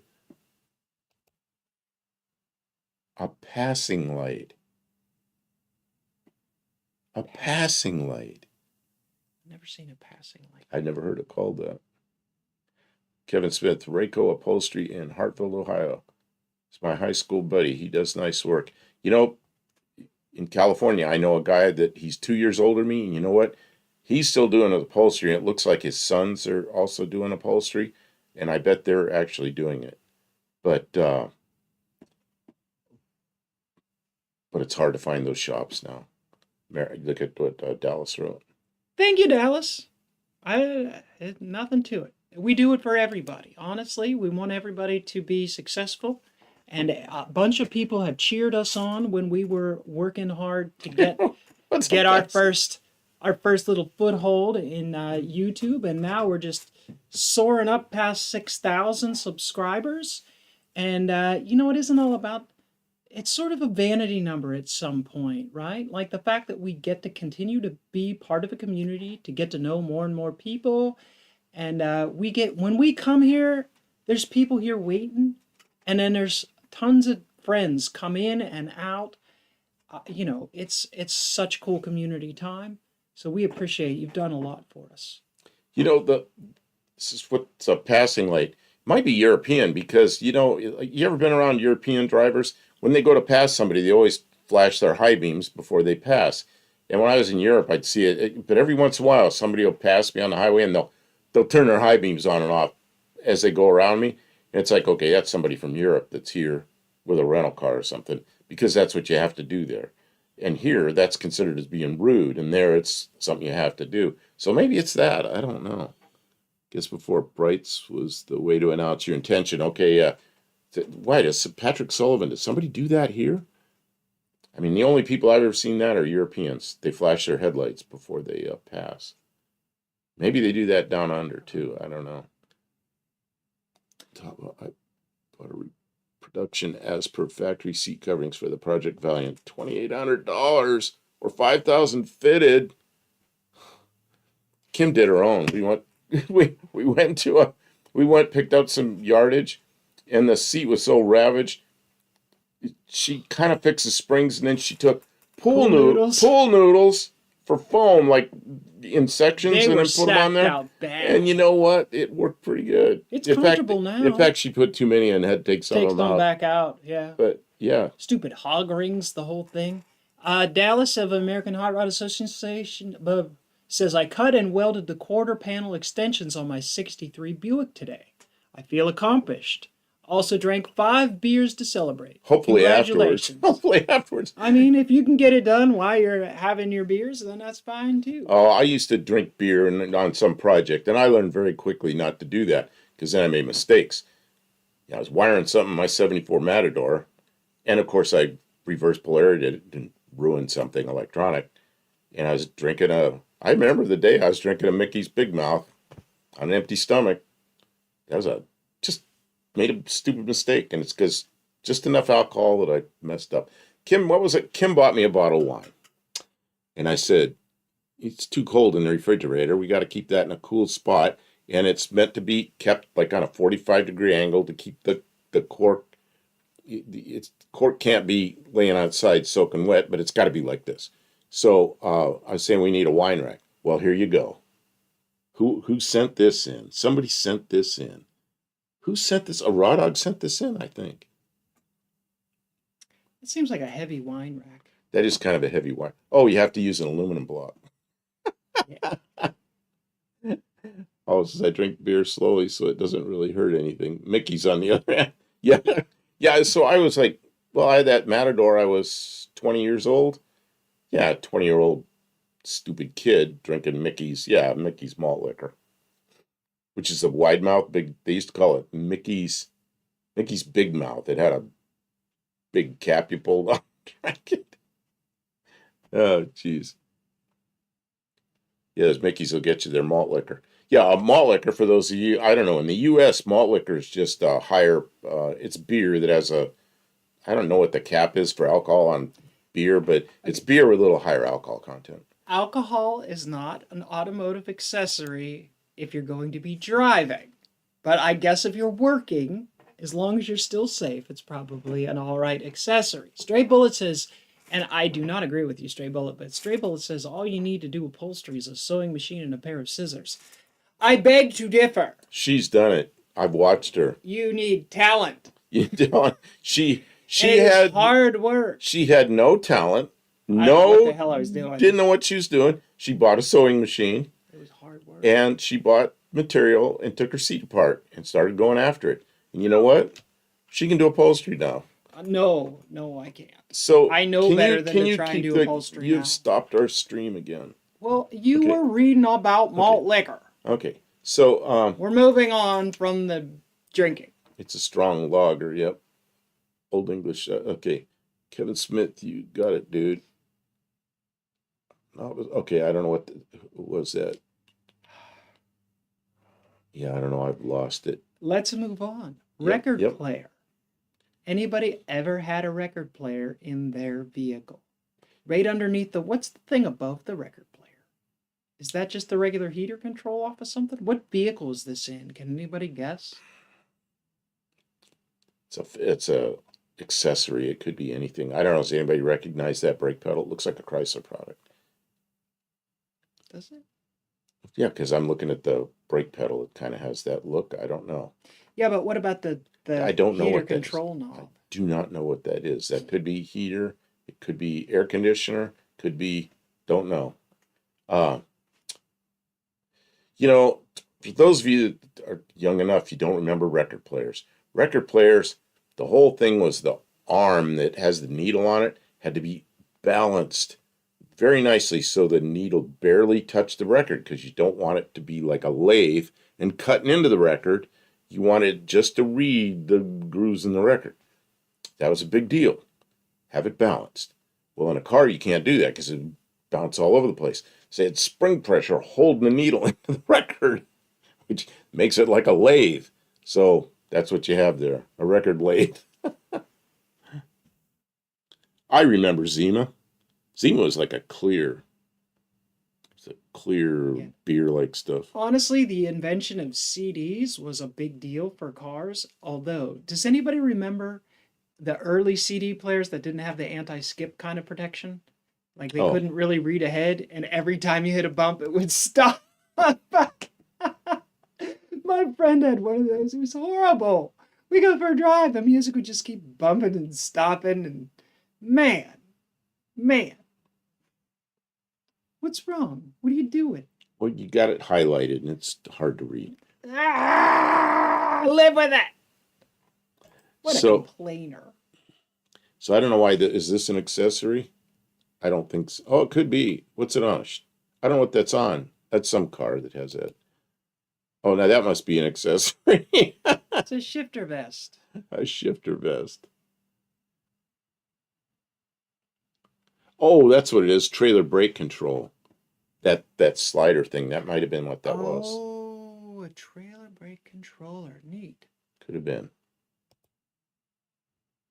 Oh, that's 55 Thunderbird.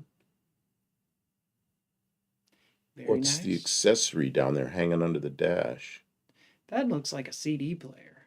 Could be. What accessory are they talking about with this car? Or I is it don't just a cool know. car? I don't know. That's why I'm looking around to see what the accessory is. Raw Dog sent this in, I think. It's but I know it's a 55 Thunderbird. It's the only year that had that steering wheel on the Thunderbird.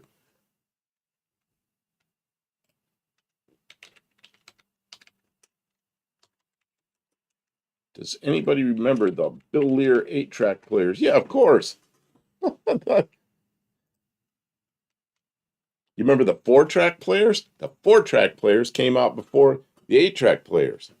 And then later there was some called 12-track, and they'd play both the 4-track and the 8-track, but there weren't many of those around.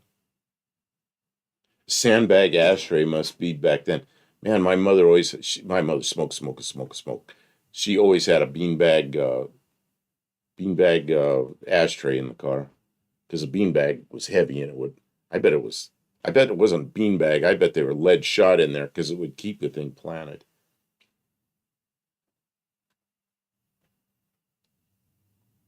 Yeah, Bill Lear went on to build airplanes. He did all kinds of stuff. There he is on the screen. Oh, there he is. There's a whole bunch of different Lear. I think he also did car radios or something too, didn't he? Well, that's what this is. I don't know. Right there. Man. Yeah, because I had my '64 Ford had a Learjet AM/FM and cassette in it that I bought. I bought it at a stereo place. It was a Learjet. That was a brand name, Learjet cassette player. Great. It was perfect. And that was back when cassettes were new. But I had that in my '64 Ford. Okay, I'm moving on. Up. Quintessential. There we go. Fuzzy dice. Those were in everything. Fuzzy dice. That was the thing to have hanging from your rearview mirror. And in California, they give a ticket for it. You have anything hanging from your mirror in California, it's a ticket. The original. What's this? It's a watch? I don't know. It's a watch. Must be a watch. It's a hand. It's an aftermarket hand. It's an aftermarket. Okay, so the man is the accessory. I've got to go back to my emails. Let's see, who else is there here? Again, I'm looking through all these and I see Rock Auto. I'm like, Rock Auto. It's an ad that Rock Auto sent me. Barracuda buried in says this. his Foreigner cassette got a thrashing. Yeah. Kevin Smith likes the 60s Plymouth with the blinker on top of the fender. You know the ones he's talking about? Everybody had those. The exterior blinkers out on the fenders. Yeah. Yeah, Bill Lear named his son King and his daughter Chandelier. Yeah, Chandelier and King Lear. I don't remember King, but Chandelier. I knew who that was. Chandelier. Can you imagine naming your kid Chandelier? Yes. D-Man, I have a few D104s. I still have a Silver Eagle. Hey, look at this. D104. Where's Dean? Probably over at Kiwi or something tonight. He usually stops in. Maybe he'll be in later. You never know. Remember these? Hey, Mark Sauve. Mark Sauve is here. Oh, Welcome Mark in, Sauve. Mark. Lester LeSabre. Did I say Lester? It sure Lester is. Been here the whole time. Sure is. Hello? Well, see, here's the problem with this one. You're yelling at the microphone. Here's the problem with this one. It's Kids. You gotta go. Where is it? It is show only. It's to be hooked to it's CB shiny. radio. I like it there. This Is the real mic. It's part of our studio. See, I can tap on that. Don't do that. No. Mark as says, good evening. Studio engineer, do not touch the microphone. She doesn't. She gets mad when I tap on the microphone. There you Stupid go. stuff Chrome like that. chain steering wheels. I don't think Kiwi is on tonight. Really? That's strange. He's almost always on Tuesday nights. He could be working. Oh, and here's an accessory that turned into a factory option on a lot of cars. But that is definitely Rear window louver. louvers. See, you even have one of those cars. I do have one of those. She cars. has one of those cars. No, that one's like a 240 or 260 or something, isn't it? Yeah, I don't think so. I think that's the same body as yours, but I'm No. not sure. Oh, it isn't? No. No, that's an earlier. in-between one. That's earlier, yeah. George named all his boys George 1. Oh, 2, yeah, 3, 4. George Foreman named all his kids George. There's a finger buster at the steering wheel. Let's see here. I'm trying to get to all these pictures that people have sent in.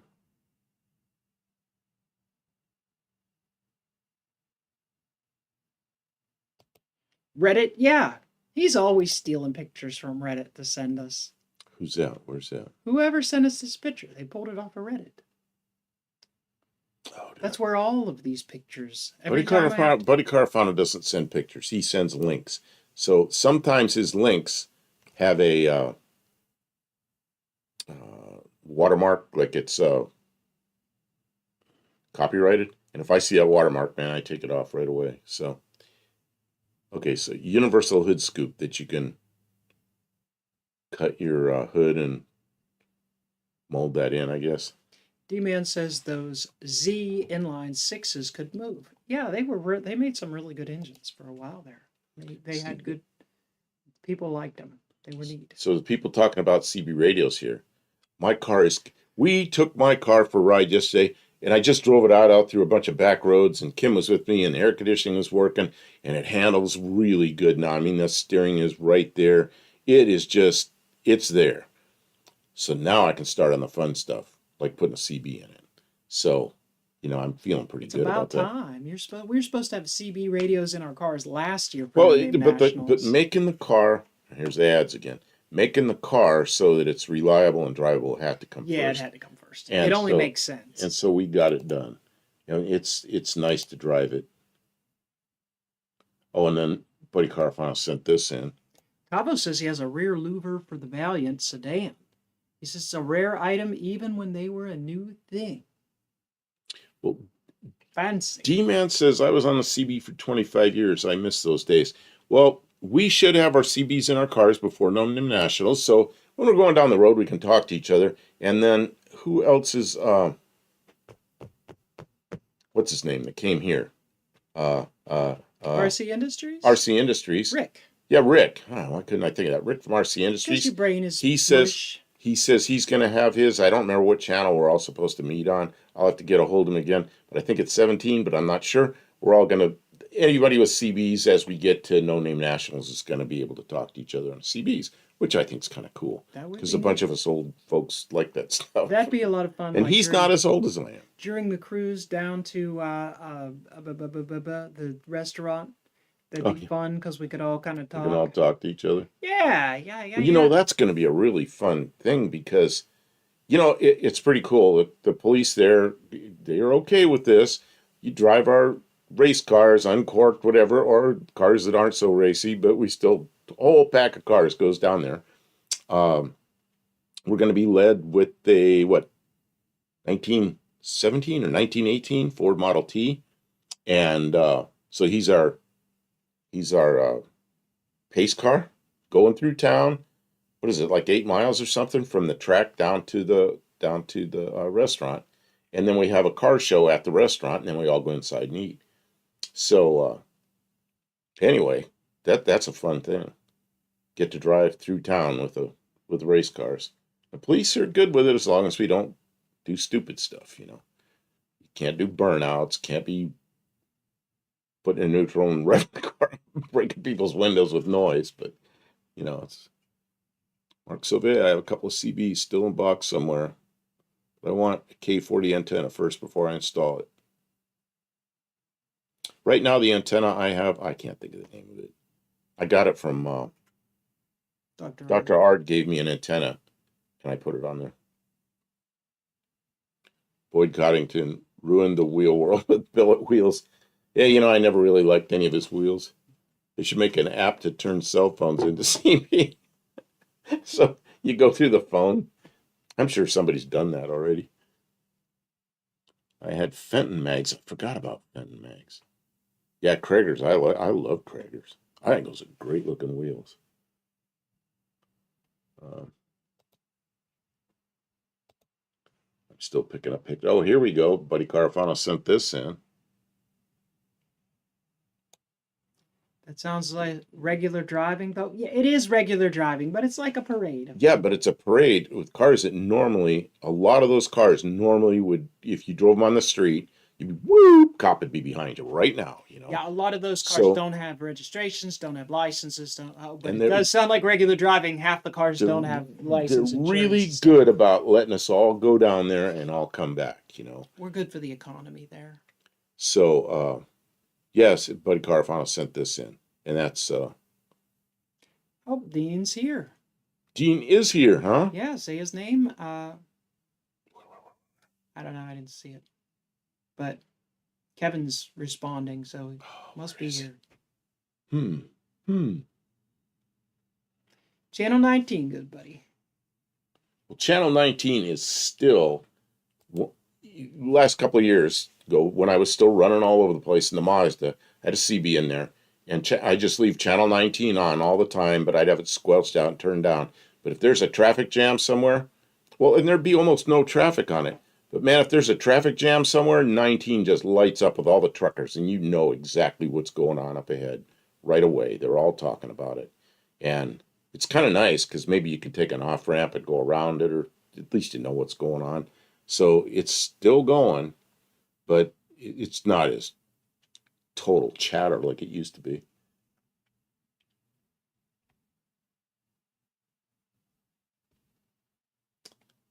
Okay.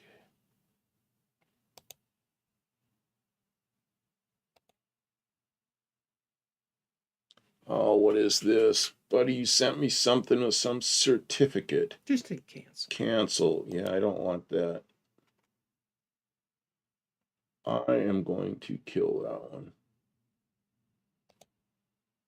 Sorry about that. I wanted to see that, but a lot lizards know too.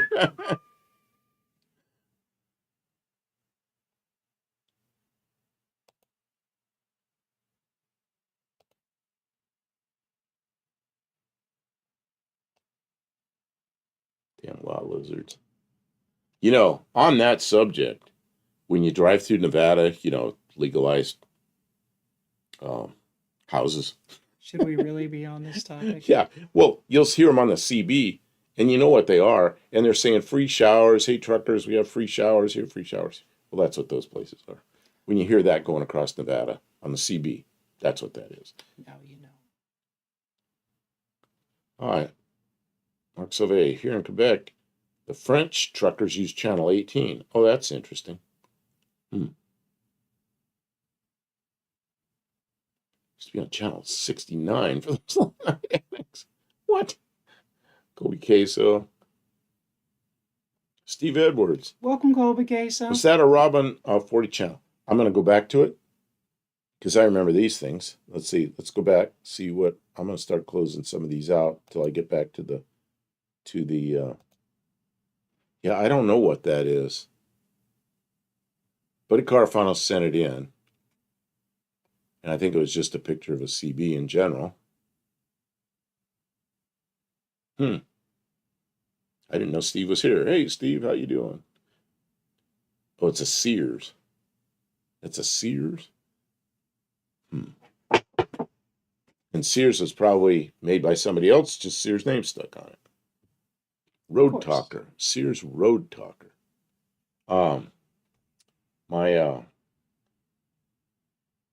Yeah, Steve, I don't know if you were here earlier.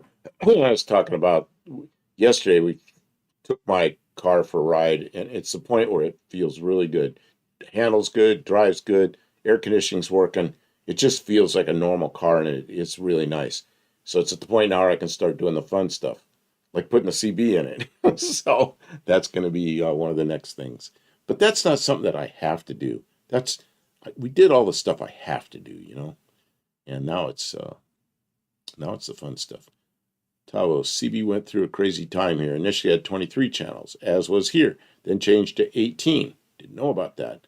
But the numbers didn't coincide with the 23. Then when 40 became a thing, we went to that. Oh, that's weird. You had an interim thing there. I think you also have a high frequency one. Don't you have one that's UHF or something too? D-Man, it was 4, then 16, then 23, now 40. What I remember, the 4-channel CBs, there were 23 channels, and you picked 4 crystals, and you bought the crystals, and you put that into your, so you only had 4. That's what I remember. I don't remember 16. I always remember 23. Now, when I got started, it was 1963, first CB radios.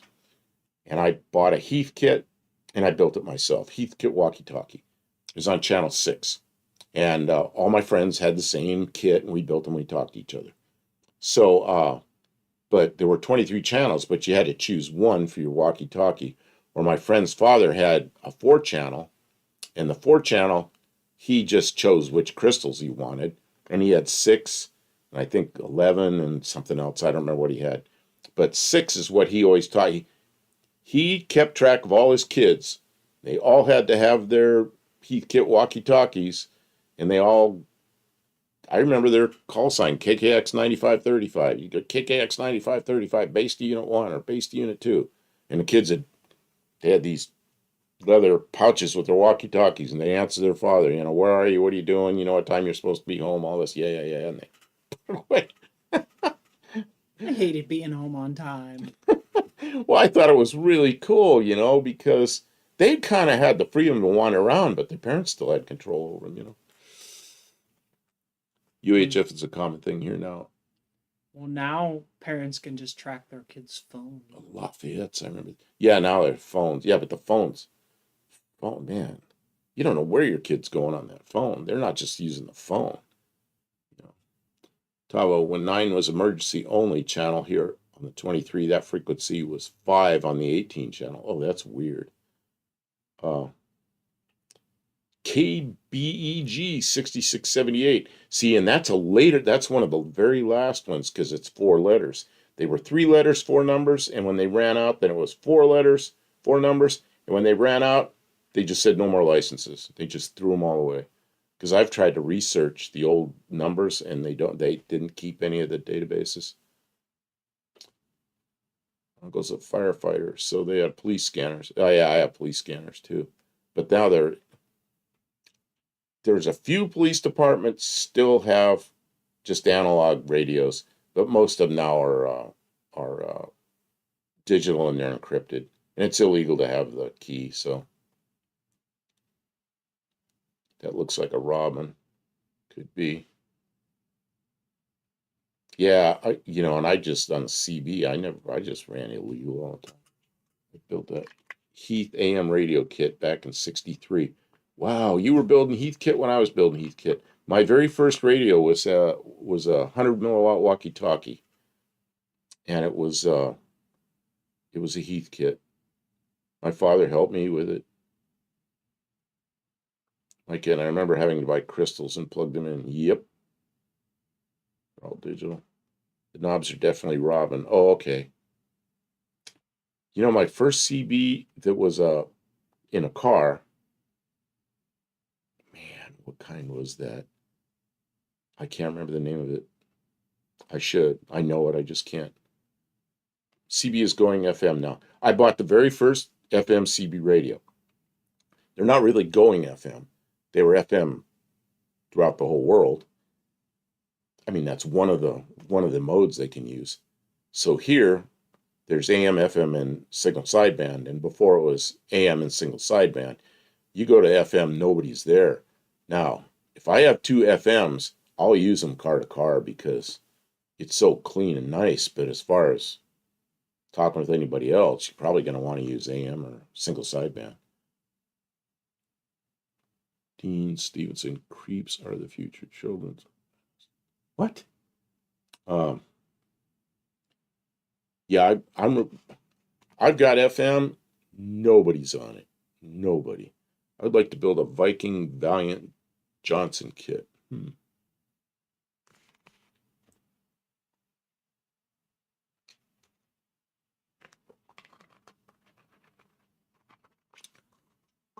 root beer just ran out. It ran out. I didn't run it out. I blame the root beer. Put a CB radio in my car, right? Yeah. What I want to do is buy an antenna. We need an antenna. I have an antenna. I have a magnetic antenna for you.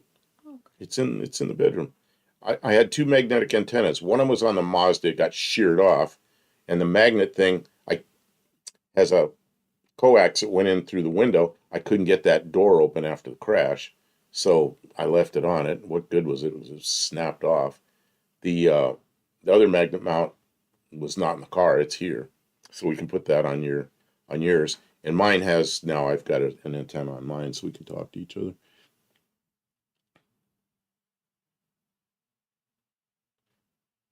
What is this? Dean Stevenson's out talking about Rugrat. Mike N. Hallicrafters made AM radios back in the day. My very first shortwave radio was a Hallicrafters. I bought it for $40, which at that time was a lot of money. I was probably 13 years old, and the guy that had the CB radios up the street that I knew all his kids, he sold me that radio. It was a big, heavy thing. It had tubes in it, and I carried it home under one arm, and then switch under the other arm, and then switch under the other arm. Got it home and put it in the headboard of my bed, and I listened to the world on that thing. I loved that radio. I don't know what happened to that. I went in the Air Force and still in my parents' house. I don't know what happened to it. But he had an 81 Dodge Magnum with a factory Mopar CB. Wow. I know there were factory CBs, but didn't see many of them. Yeah, Dino, you mentioned Rugrats.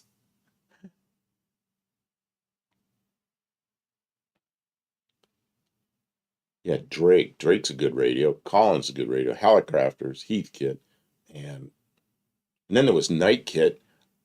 I had my friends that like his father liked Heathkit and everything that they had a color TV, which was unusual then, but it was a Heathkit that he built. All his test equipment was Heathkit. His radios were Heathkit. Everything was Heathkit. So, and he didn't like Night Kits. I don't know why he didn't like them. So we all built Heathkits. That's what I learned on Heathkits. That's where I learned what all the components were and everything. So we had a TRC 449 that was modified, but it would lose the mic carrier sometimes. You'd key the mic, talk, and then see the meter drop to 0.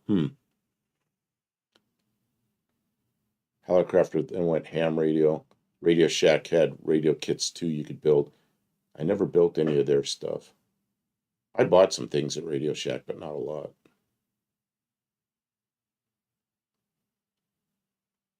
A Cox Yapper CD. Oh, that's for kids, okay. My mom probably sold all her stuff like my mom did. It went in the Air Force, it all disappeared. Now, I don't know. I really don't know what happened to it. Huh.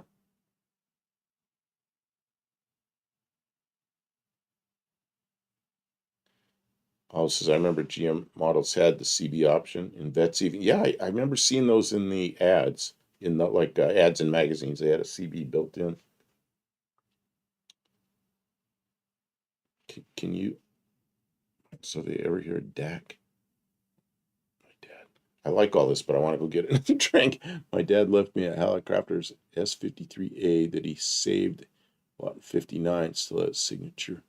It's a pencil.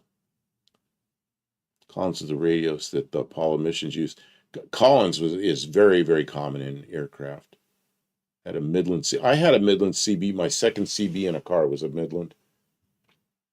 Can you look up Hallicrafters? What was that thing? 38E.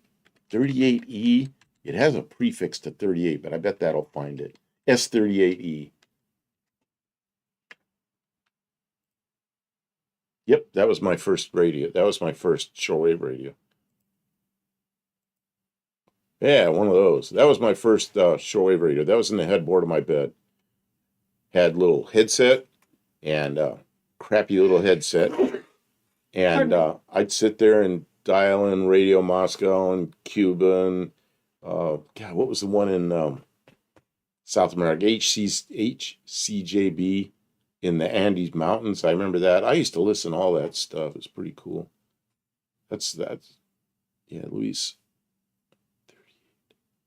Yeah, that's a S38E. That was the last of the E series, or last of the 38 series was the E. Yeah, that's the one. I don't know what happened to that radio, but it actually it's kind of a shitty radio, but I didn't know it then. It's a tube radio. It's grounded to the chassis, but the plug is not. The plug is not. You could put the plug in either way, so the chassis might be hot, which means if you're standing on something and you touch the metal, I know people got hurt with those things. So, but I never did. I didn't know any better. I'm laying in my bed, so I wasn't grounded to anything. And I don't know which way that plug was plugged in. I didn't know that then. Yeah, Johnson was another CB maker. Yeah, I bought a Johnson one time from some company that went out of business. So I paid for the radio and never got it. It was a Johnson 250. Um, it's called a Johnson 250. It was a base station. Never got it. Buff was talking to the comment. No, you can't talk on this. It's only listening. Mark Sauvé here in Ottawa. I shot Skip in my car and would wind up talking to someone in Bogota, Colombia. That's a long way. Yeah, Kevin Smith, SSSR, which looks like CCCP, but that's in Russian is SSSR, SSSR, which means Soyuz. God, what is that? Soyuz. Oh, Sovietsky God, I'm trying to remember how to pronounce that. Soyuz Sovietsky Socialistichny Respublik. That's what that means. I knew I'd get it sooner or later. S108, S85 were common Helicrafters HF receivers. Man, Helicrafters had a grounding issue, but I didn't know about that till like 2 years ago. And I'm thinking back, I used to handle this thing. Had no idea if I was handling it with the case grounder, the case hot. It's like, geez, really? Friction strap question above. Kevin Smith. I saw it, but But did the rubber friction straps even do anything? Oh, you can look that up. okay. The cars always had these straps hanging down that drag on the road. And it's called a friction strap or a grounding strap or something like that. SX110 is the one I got. Really? That's a shortwave set? Okay, so maybe you can show a picture of one hanging on a car. Oh man, none of that looks right. It's like a strap that you screw I up. know what I'm looking for. Okay, you've seen them? Okay.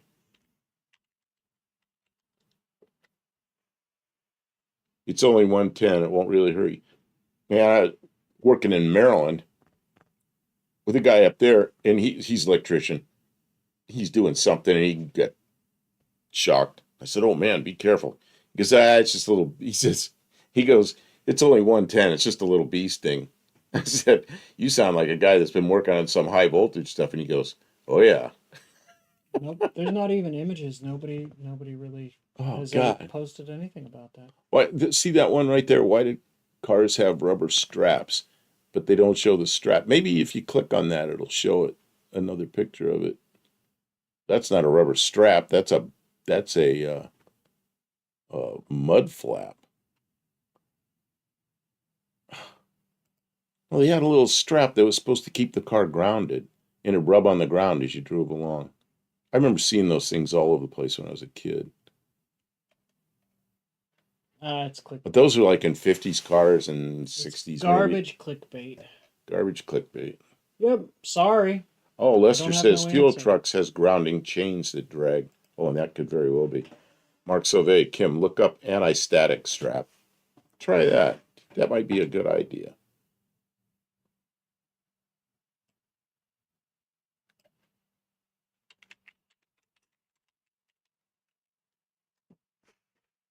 There you go.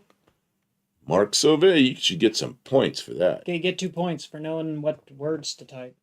Earth Belt 4. Those things, I saw those on They still cars sell them. Look at this. I'm gonna find. everywhere. They were like half the cars had them. 1958, 59, 60 in there. I used to ask my dad, "What is that? What is that?" He'd tell me. Well, why don't we have one? You can buy them. He never put one on the car. Copper wire anti-static straps. Did you ever have a car that when you got out of it, you got electrocuted? Never I had a couple electrocuted. of I've got car. little shocks. I've gotten Electrocuted big means shocks. I that had you a car that would died. shock the crap out of me every time I got it. I couldn't figure out why. That is the number one cause of gas station fires. People get back in their cars and they rub on the upholstery and everything, and they come out and there's fumes coming up out of the gas tank while they're putting the gas in, and they touch right there and it lights them off. Jap. There it And is. Carl, you remember Carl? He was a volunteer firefighter, and he Oh, I like says, this one. It's like a.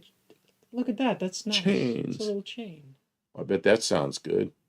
Oh, something bad's happening. Something bad happened. Shoot. I was in the wrong screen. I just wanted to. I like So, the chain better than the strap. Mark Sauvé says that's what those are for, to keep you getting zapped when you touch your car. You know what? Before I touch any, I just always do this. I don't even think about it. When I have the door open on the car and the car's filling up and it shuts off, before I go back there and I grab that thing, I take my finger and I touch the in the door jamb, I touch the latch mechanism because it's bare metal. I touch that first before I go grab the gas nozzle. I've always done that. I always do it. I still do it. And it's because I don't want that spark back there. If there's a spark, I don't want it right where the fuel fumes are coming out. Dean Stevens, gee, Kimbergini, I like supplying studies that prove to be those who didn't believe in the disapprove. So what is all that? I don't know. D-Man asks, have you ever had a car that did dieseling? Yes. That usually comes from, what is that? I don't remember what does that. Yeah, you shut it off and it keeps running. People go, oh, it's running backwards. No, it's just dieseling. It's running forwards. Maybe. Dallas, if he's still here, he can address that. What causes that when you shut a car off and it's in diesels, and then finally you put it in gear and or pop the clutch out and it quits? As you lean on the car when filling, anyway. Man, I always touch that. Always touch that latch before I grab the thing. Well, it's because I know firefighters, and they've told me number one cause fires in gas stations is people touching that, Oh, the anti-dieseling valve fixed that. Oh, it closes the throttle all the way. My Fords never want to stop running. Yeah, that's right. I forgot about that. There's that thing on there that closes the carburetor all the way and shuts it off. Of course, now you've got a mostly electronic fuel injection. It shuts the fuel valve off first. Hot valves do that. Carbon buildup is a big cause of dieseling. Right. The engine's all gooped up, and there's hot spots in there, so it continues to burn. But there has to be fuel. But well, of course, if it's still running, it's a carburetor. It's pulling enough fuel in. Yeah, more fuel. So a fuel shut-off valve would make that stop, or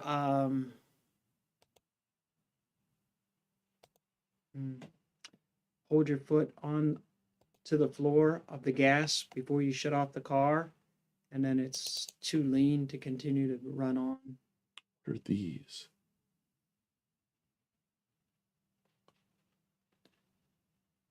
Yeah, the old Italian tune-up should help with some of that dieseling. But like Berryman's down the gap a little bit, burn off that carbon, and it's supposed to stop. But if you have a car that's running lean, the exhaust valves will get really hot, and then it will want to diesel after you shut it off. Sometimes just letting the car run at idle and cool down a little bit before you shut it off is...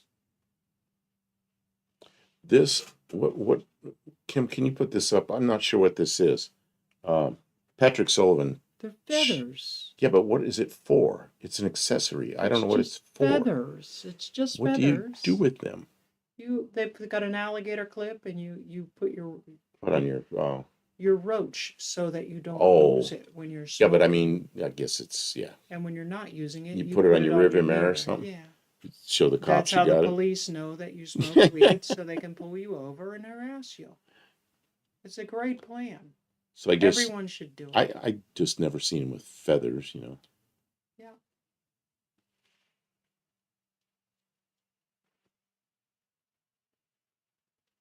Yeah, it's for roaches. Yeah, but I didn't know they had feathers on them. Okay, let's see. Of course, that's what a dummy I am. Dean says it had to do with the advance being. That's what I was thinking. The advance Removed. between the advance and the throttle plate being open too far, and Well, the advance would have nothing to do with dieseling because oh, you're once right. you shut the Once you ignition shut it off, off, it has nothing to. yeah, it's nothing no to do longer with it. advancing. It's just Right, Stray Bullet knows it's a roach clip. Yeah. yeah. Why did they get? But it's like, why do they have feathers on? Stray Bullet says they are for hats. Okay. Hats. I'll okay. give you that. Yeah, probably. Oh, what's all this? Geez, who sent this? I got to look again. See who sent all this. Who sent all this? Oh, Raw Dog sent all this. Okay, so now I'm gonna. Raw Dog sent a bunch of big pictures that are tall. Oh, they're from eBay. What is this thing? What is this? They look like some kind of lights accessory. Don't they remind you of these a bit? Yeah, but I don't know what this is. Okay, and then this. Oh. Clock speakers.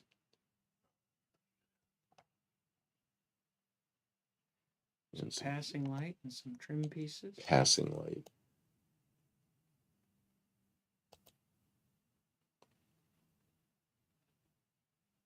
A cigarette case for your car.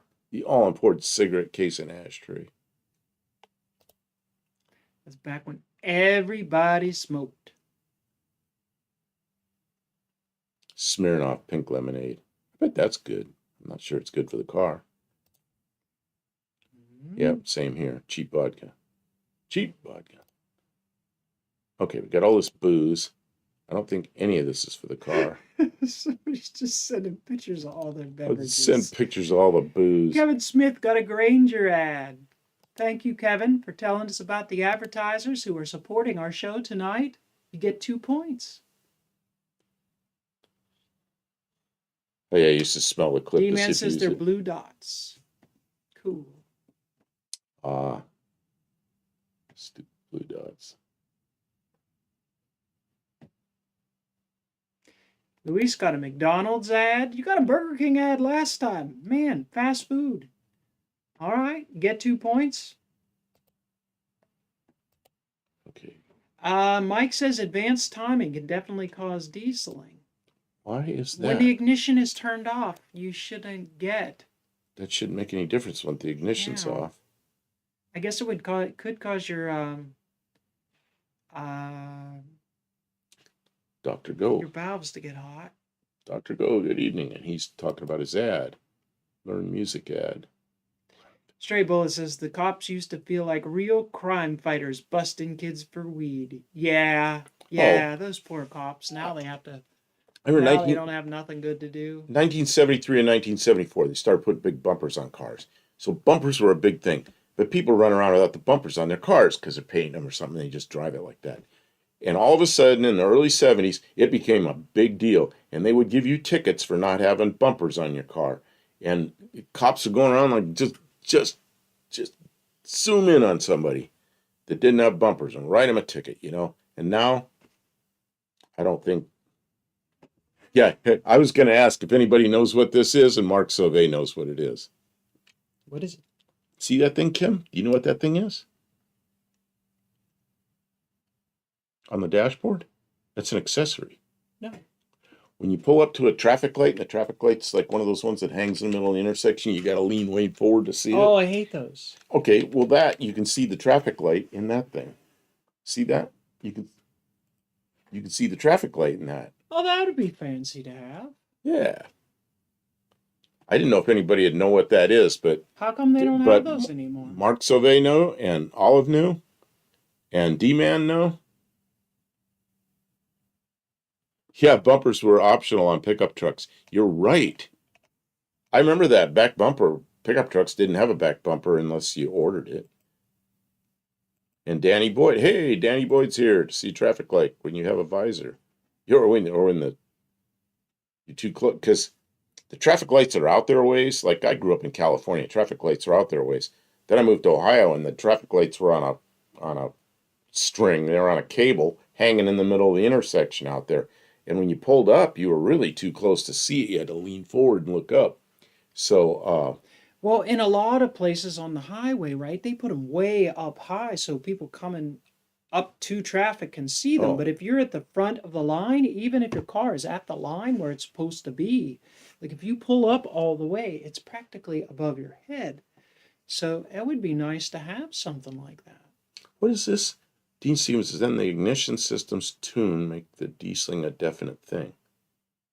Sure. Okay, Cleveland 4-barrel and Pinto 2.0, one with 2.3 with high compression heads and leaner carb settings. 72, 74, they ran on badly. Certain engines designs caused hot spots. Yeah, I think, and whoever said it, there's a electronic thing on there that closed the throttle all the way that would keep that from happening. Certain engines designed cause hot spots. Yeah, hot spot will cause dieseling or too hot of plugs. Yeah, Dr. Ghost says, yeah, I was showing a compass earlier. Grandparents had a bubble compass on their dash. Yeah, those things all the old guys had. When I was a little kid, all the old men had a Brody knob on their steering wheel, and they had one of those compasses. And I thought that was old man stuff. I'd never have that. But now I'm an old man, but I still wouldn't have it.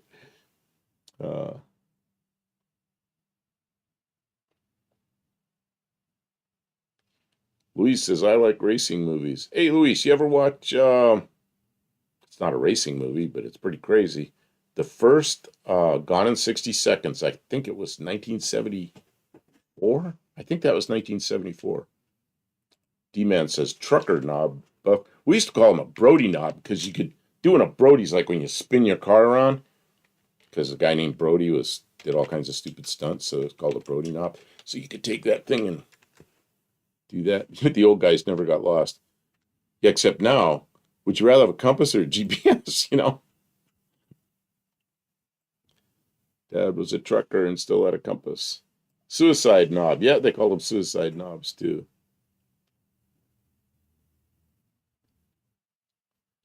Okay. Oh, you're looking at those things, yeah. I know a guy built an airplane. It was a 2-seat ultralight, which there is no such thing. Once it's 2 seats, it's an airplane because an ultralight is a single-seater. So once it's a 2-seater, you need a license. You need to have the airplane inspected before you get in numbers on it and all this kind of stuff. Well, he just fly it around the pattern and take people for rides. He knew where he was. And one of the requirements is to have a compass. So he put one of these in it. And the woman that inspected it, she was just not a nice person. Power went to her head. She goes, that's not an aircraft quality compass. Well, the rules don't say an aircraft quality compass. It says a compass. The way I look at it, when I read that, the thing you draw circles with? You could have that hanging there. It just says a compass. It doesn't say what kind of compass. Anyway, she told him that was not a good enough compass. And then instead, the inspector would come out to the airport and look at your airplane. Well, she didn't want to come back out. So she said he had to get an aircraft quality compass, take the airplane apart, bring it to her office, and she'd sign it off. I couldn't believe it. But anyway, he had one of those airplanes, didn't pass the inspection. Miss One-Eyed Cat is here. Welcome to the stream, Wendy. And let's see. Old MacDonald Has a Car is here. Says hello to a whole bunch of people. Welcome in. So, um, Dawn says them knobs did a lot of internal injuries. Yeah, I know they're illegal in like Pennsylvania. You cannot. you can't have a Brody knob or a No, no, really? no. It won't pass state inspection with one of those knobs on. You have to. And if the cops catch you using one, they Man, can pull you over I for it. remember when I was a kid, all the old men had my grandfather had a 51 Dodge. It had one of those on there, and that's how he'd steer the car. Of course, back then the steering wheels were huge, no power steering, cars were big and heavy, and the steering gears were really geared low. So it took like 4 turns to turn, and that's how it made it easy enough to turn. But he always had that Brody knob going. There you And go. wow, straight bullet. They're illegal here. I never heard of a place that are illegal. I didn't know that. Hmm. You always get up and get drinks and stuff. Yeah. I'm gonna get up and get a drink, and I'll be back. Okay. Is that good? Sure. Now the hard part. Oh, here's another picture of something that's up here. I don't want the ball to break off in your hand. I didn't. Aliens are illegal. I find that very hard to believe. Okay, yep, those. Yeah, I remember seeing these things. You still see them at car shows sometimes. I don't know. I don't know what that's for. Headlight. That's keep the rain off your headlights. Keep the rain off your headlights. No. Those knobs are John Deere approved, though. Oh, yeah. Off-road vehicles and... Tabo says a suicide knob is a no-no down here for forklifts only. There you go. There you go. Yeah, I forget see, we weren't allowed to have them on cars, so I didn't really know what they were called. That old Brody knob. The first time I heard anybody call them a Brody knob was What, me? no, who's that guy from Mortsky Repair called it a Brody Oh, you knob. call it a Brody knob. Okay. And I was like, a what? And he's, I'm like, oh, a Brody knob. Okay. I'm like, bro, that's a cool knob. Like that? And it was like, no, it's just a Brody. Like, oh, okay. But never heard of that before. Before the internet. That's how I learned about it. Oh, I just ran out of mouse. There. What is this? This is Pinnacle 1980s car stereo. Oh, the slide out one with the handle. Yeah. You're gonna have to. I had a couple of those, and then they oh my gosh, yeah, that the whole radio came out. But then they had the face. then they had this face plates that disconnected, and that was a better idea. Because just what you want to do is walk around the mall with a radio faceplate in your pocket. Old MacDonald Has a Car. My car identifies as a forklift, so it's legal. There you go. There you go. Is it legal to have forks on the front of your car? As long as it says forklift on the title, then you're good. You got to go and have a. Well, are forklifts allowed on the road? The whole thing might be illegal. Yeah. Can your car lift up any boxes or anything like that? Because I don't know. There's got to be some qualifications, right? I'm gonna start killing some of these. Lester pictures. called them necker knobs. Necker knobs. All I right. knew that. Why is it a necker knob? See, that's what they used to call it. Your girlfriend would sit up real close to you and you'd have your arm because you're necking. So maybe you could drive with it like that. I don't know. Okay. Is that why? Okay, yeah. And Don says to me, doing a Brody was doing donuts. Okay. Straight bullet. I remember seeing people with their car stereos in restaurants. Yeah, that was just, yeah. Well, I mean, if you're going to, I'd always just hide mine under the seat, Now, see, it's probably legal in Florida. My grandfather lived in Florida. He lived in Tampa, Florida. We went down there 1958. I was 4. Went somewhere and he was at a 51 Dodge, and it was kind of a light gray color. I didn't really like that car. Now I think it's pretty cool. But driving around, had a knob, had a 3-speed on the column. Officer, it's not a suicide knob. I'm drying my laundry on the steering wheel. I remember so much from that trip when I was 4. Okay, I'm going to start closing more of these. I got a lot of tabs open here. Okay, that one. That one. Oh, yeah, that thing. Let's see. I closed that. Is there something under it? Oh yeah, there is. It's a watch. That's It's the an watch. accessory. Okay, let me see what's behind that. Stray Behind Bullet that. says nobody wanted to steal my Craco radio system. Someone stole my equalizer. My equalizer was taped to the bottom of my CD player, and somebody ripped it off of the bottom of my dash of my 72 Dart, and cut all the wires. What jerks! My 74 Matador had an in-dash AM/FM 8-track that I put in, and the knobs held it in, and then the back there was a strap that came down, a steel strap, and there was one nut on the back. Well, somebody broke into that car, tried to steal it. They pulled it out, but that strap held it from coming all the way out. And then they went underneath with a pair of wire cutters, and they cut everything. I think they thought the wires were holding it. They cut every wiring harness under that dashboard, and they didn't get the radio. So they made a mess Boy, out of my dash. They You'd been broke better the off if plastic. they just stole the radio and left your wiring harness They in one made piece. such a mess. And I don't know who did it. They were gone by the time I got there. Tavo says catch up next live, guys. Got to run. Good Oh, night, okay, Tavo. well, thanks for being here. Take care. Yeah, and he sent this picture. Can you zoom out a little bit? That's as far out as I can go. No, that's it. And I know somehow I you cannot have control zoom. over that. Yeah, I like Zoom that in. thing. I really like that car. Now I can zoom in a little bit. Oh, someone stole Kevin's 6x9s. Yeah, remember 6x9 stereo ads?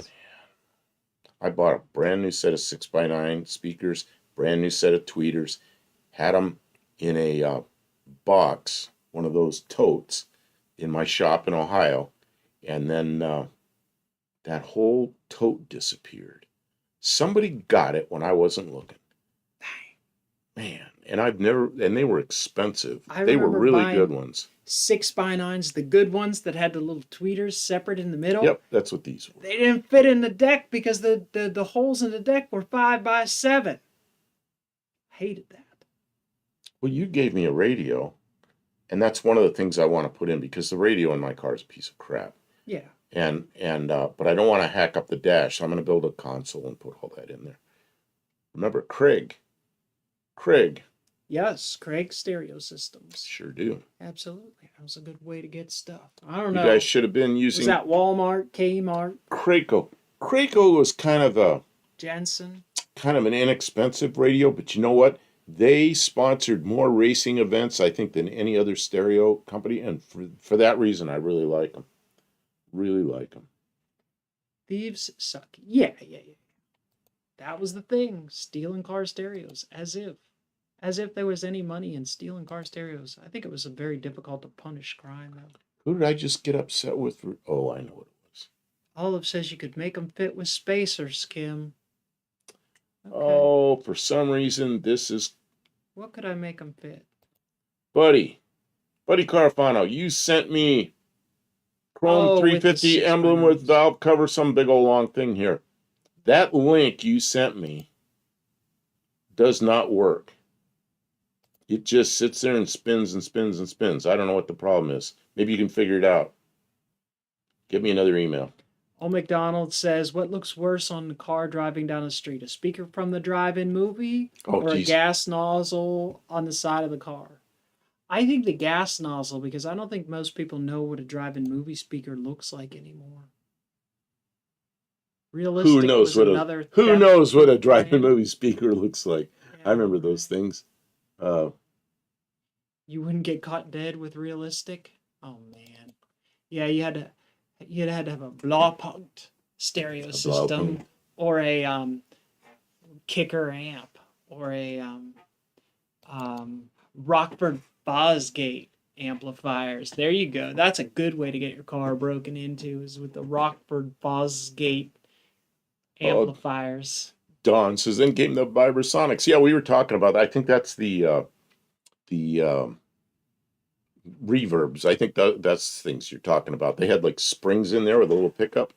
Yeah, we were talking about that earlier. And I had one of those in my dad's car, and he got, get that thing out of that. It sounds terrible. I thought it was so cool. I was like 15 years old, put in his 57 Ford. So here we go. Somebody just brought this up. What's worse? Yep, this is bad. especially when the cops do it.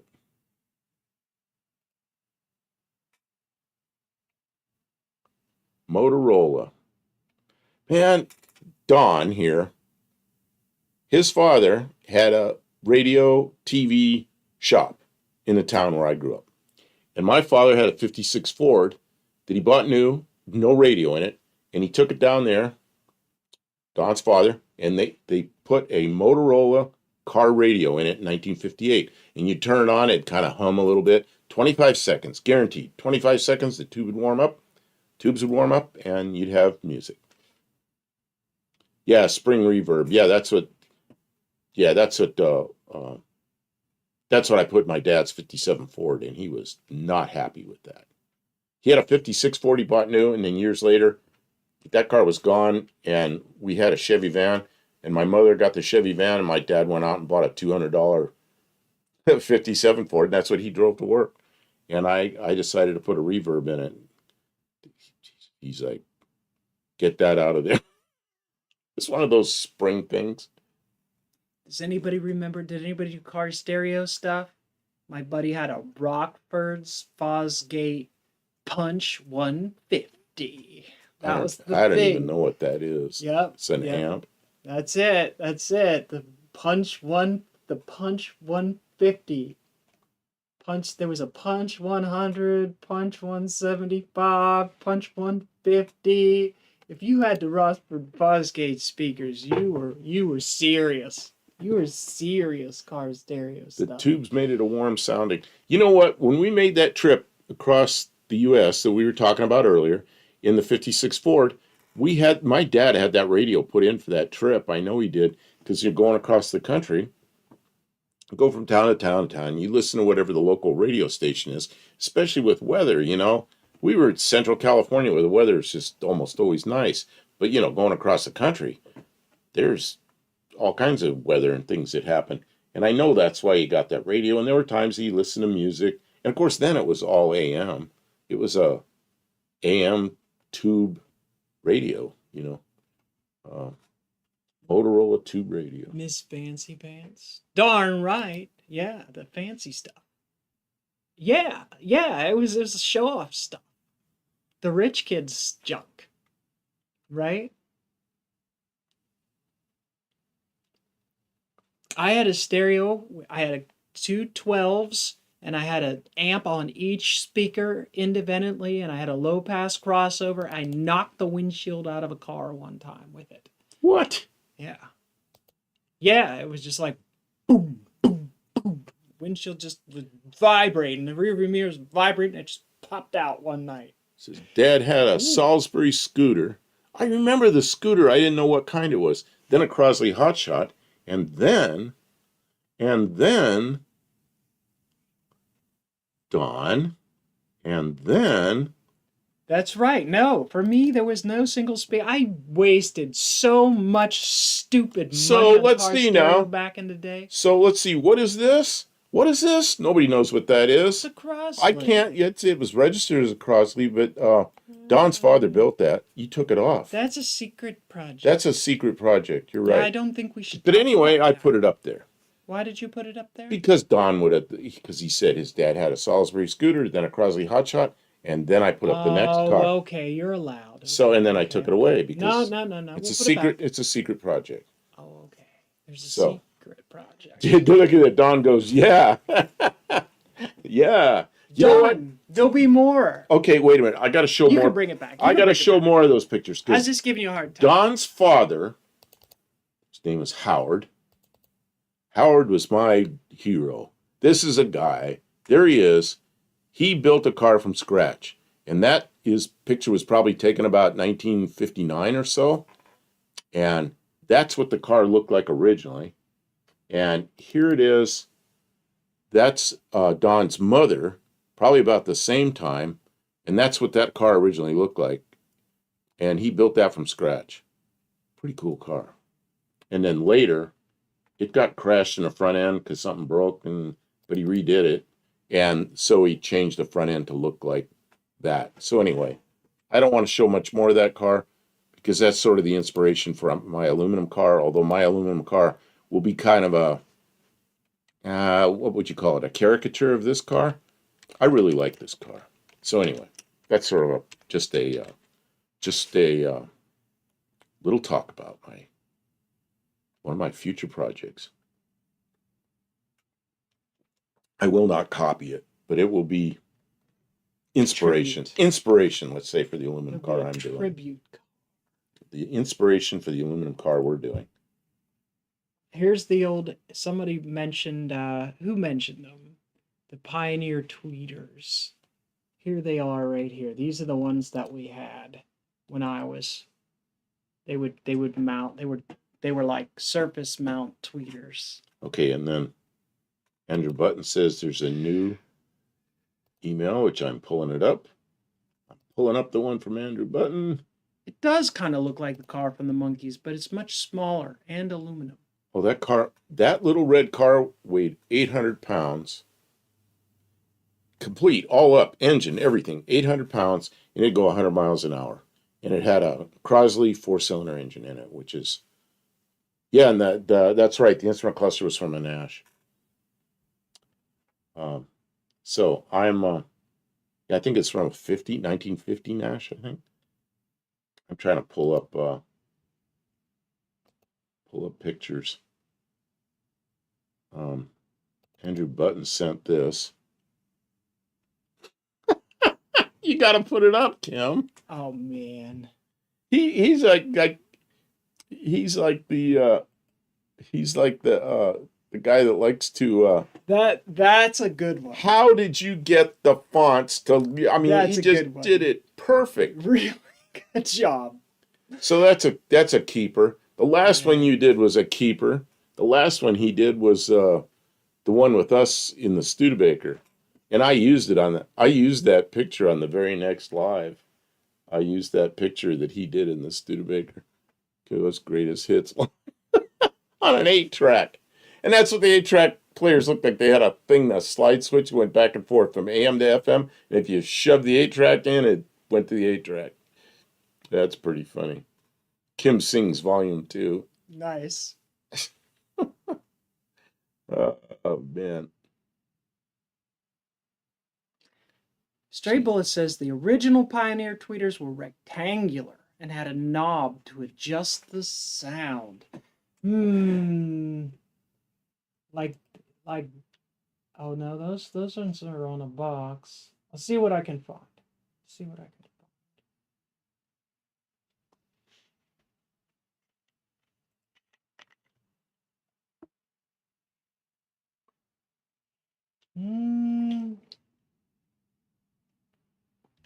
They're all talking to you. Uh-oh. Gonna look for those square speakers or rectangular or whatever they were. I don't remember the rectangle. Kim bought this for me. It is so good because I don't usually buy name brand stuff. But man, not a sponsor, but damn good root beer.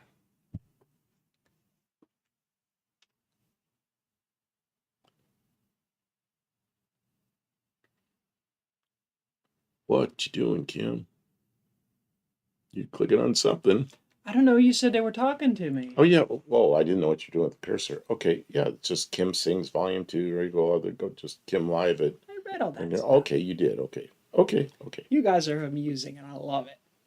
I love it. Keep us entertained. Super tweeters. Andrew Button. He's gonna have to do all my thumbnails for me. I know. You're hired. That's good stuff, man. Oh, it's doing that thing. Let's see, handmade cars for next week's theme.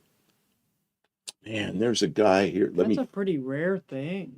There's a guy here in, not here, he's in Madison, Ohio. Let me see if I can find him. Active. Place called Active in Madison, Ohio, and he hand builds these cars. I'm trying to find a picture that would be good. Yeah, you could put this up. Oh, when you're done with speakers. Vintage Adventures says he's back. His coworker's family came over and he was out playing tag with his kids. That's cool. Yeah. Wear them children out. Make them run around in circles. What the heck is this? This is a guy in The Madison, Ohio. DeLorean? No, he hand builds these cars out of aluminum and steel. And it's a place called Really? Active, and he builds those. And somebody said something about hand built cars or one off hand built cars. This is a guy that does that. He's yeah, look at that. I mean, this is some pretty nice stuff. And I look at this, I just think this is great, you know. I don't have the time and the Pretty fancy. I don't have the time and the We drive might to be do able to this. have the time and stuff like that, but I Look at think that. Oh my I God. think for our first project we'll start with a frame Yeah, because we have and a this drivetrain that we already we have a Yeah. Spitfire frame and engine that we know it runs and everything, and that's what we're going to use for a basis for our aluminum car. And Howard's car is kind of I don't know, what would you call it, an inspiration for what I want to do. hmm Yeah, this is a pretty cool thing. Yeah, I mean, this guy. Yeah, look at that. mid-engine car, huh? Yeah, I mean, look at this. It's just that's nice work, you know. Yeah. And he makes it. This is what he does. He makes a living with this stuff. I don't know how he manages to make a living with this. He's got to sell these projects and hmm make enough money to do another one. That's not something you do in a hurry. That's like a year's worth of labor to put that thing together. Yeah. And you know he makes all the parts. He doesn't buy parts. Well, a lot of Yeah. the suspension parts he probably works off something else. Kit cars? Oh, Howard's custom and kit cars. That could be a thing. Yeah. What do you think about that? Custom and kit cars for next week. Oh, we don't have one for next week. Can we have a preview here, or do you want me to just save it to next week? Let me see here. We Let me could see have what a I have. preview. Let me see what I have. I know I have some pictures. Oh, I've got too many pictures.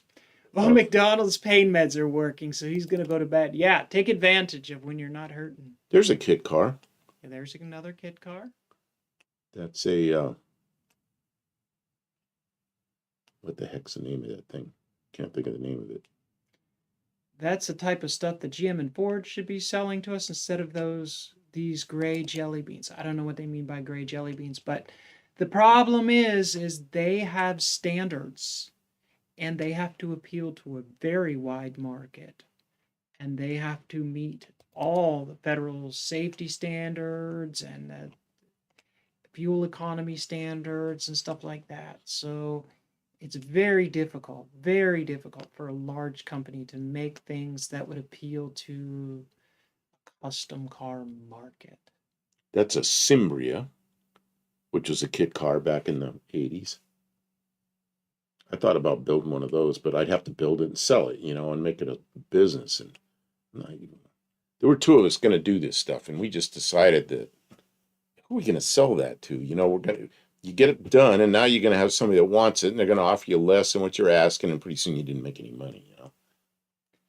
The standards should be dropped. I mean, I think some of the standards that they were, some of the carb standards, carb Oh, well, Car- CARB is California. Yeah, it's Yeah. California Resources are Board. going to be, they're backtracking on some of that, but I don't know what that really means for the Kev- future of automotive stuff. I mean, they're not going to stop trying to make cars fuel efficient Ke- or reliable or Kevin Smith says, I'd all got to go. The warden needs me. The warden. good night, Kevin. Oh, a Bricklin. That was made up your way. Bricklin. Bricklin was SP1, not a kit car, safety car. although it kind of looked like a. I'm Yeah. trying to find. I know I have a bunch of Bricklin pictures. Bricklin's a pretty cool car. So I don't know. You want to do? I don't know if there's enough kit cars to do that we can do them next week. I don't know. Well, I think that we always find a way to fill the time. So if we want to make that the topic, let's do it. Let's do it. We'll get kit and custom built cars for next week. Bricklin's quite a guy. There's an interview that's about, God, I think it's almost an hour long with Malcolm Bricklin that's done within the last couple of years. And him talking about all the different businesses he's been in and talking about Teslas and some of the other cars. And he's quite an interesting guy. Gearhead says McLaren. This is a Bricklin, but I don't know. Maybe I had a McLaren on. Yeah, I did. I had a McLaren on there earlier or something. No, it was a. I don't remember what I had. I'll have to pull this off because we all know what that is. That is a. It's a Lola. That's a kit car. That's a Lola.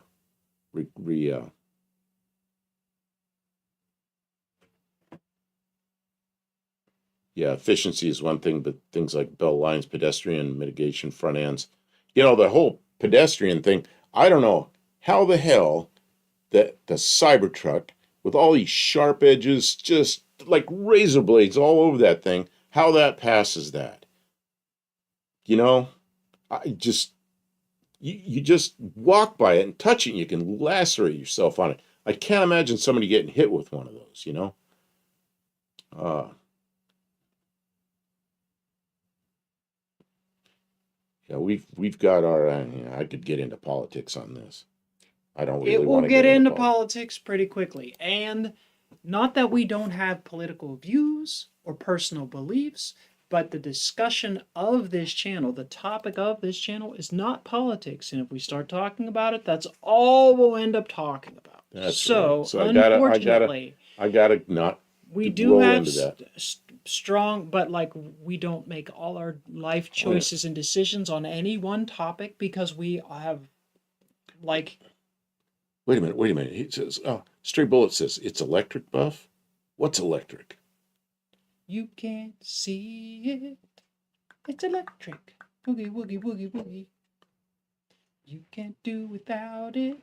It's electric. But you know it's there.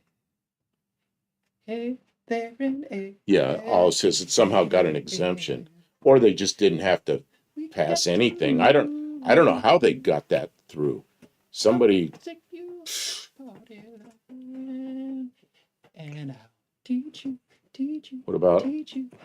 I'll teach you the electric slide.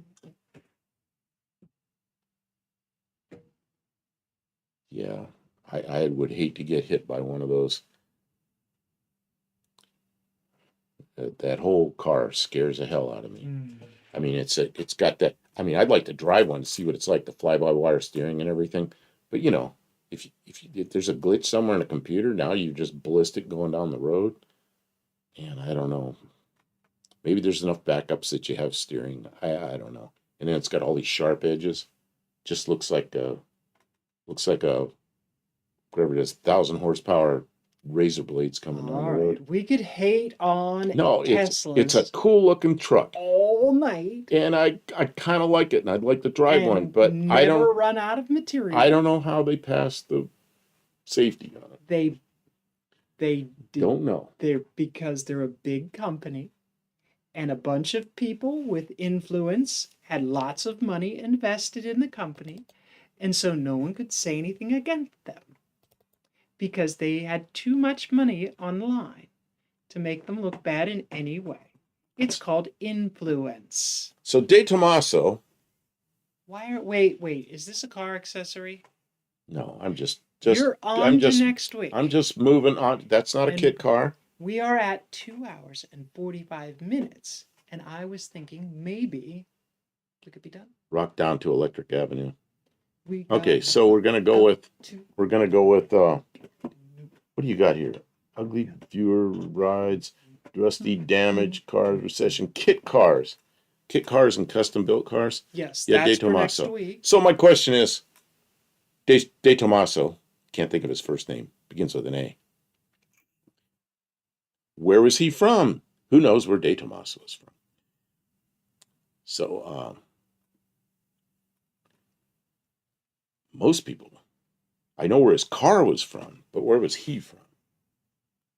It's an interesting story. He ended up in Italy. And he built the cars in Italy, but he was not Italian. Mr. Tomato, you got a D. I like that car. I think that's just a cool looking car. I think that's a great looking car. It's a really nice paint job. Turin. He was from Argentina. He was an Argentine.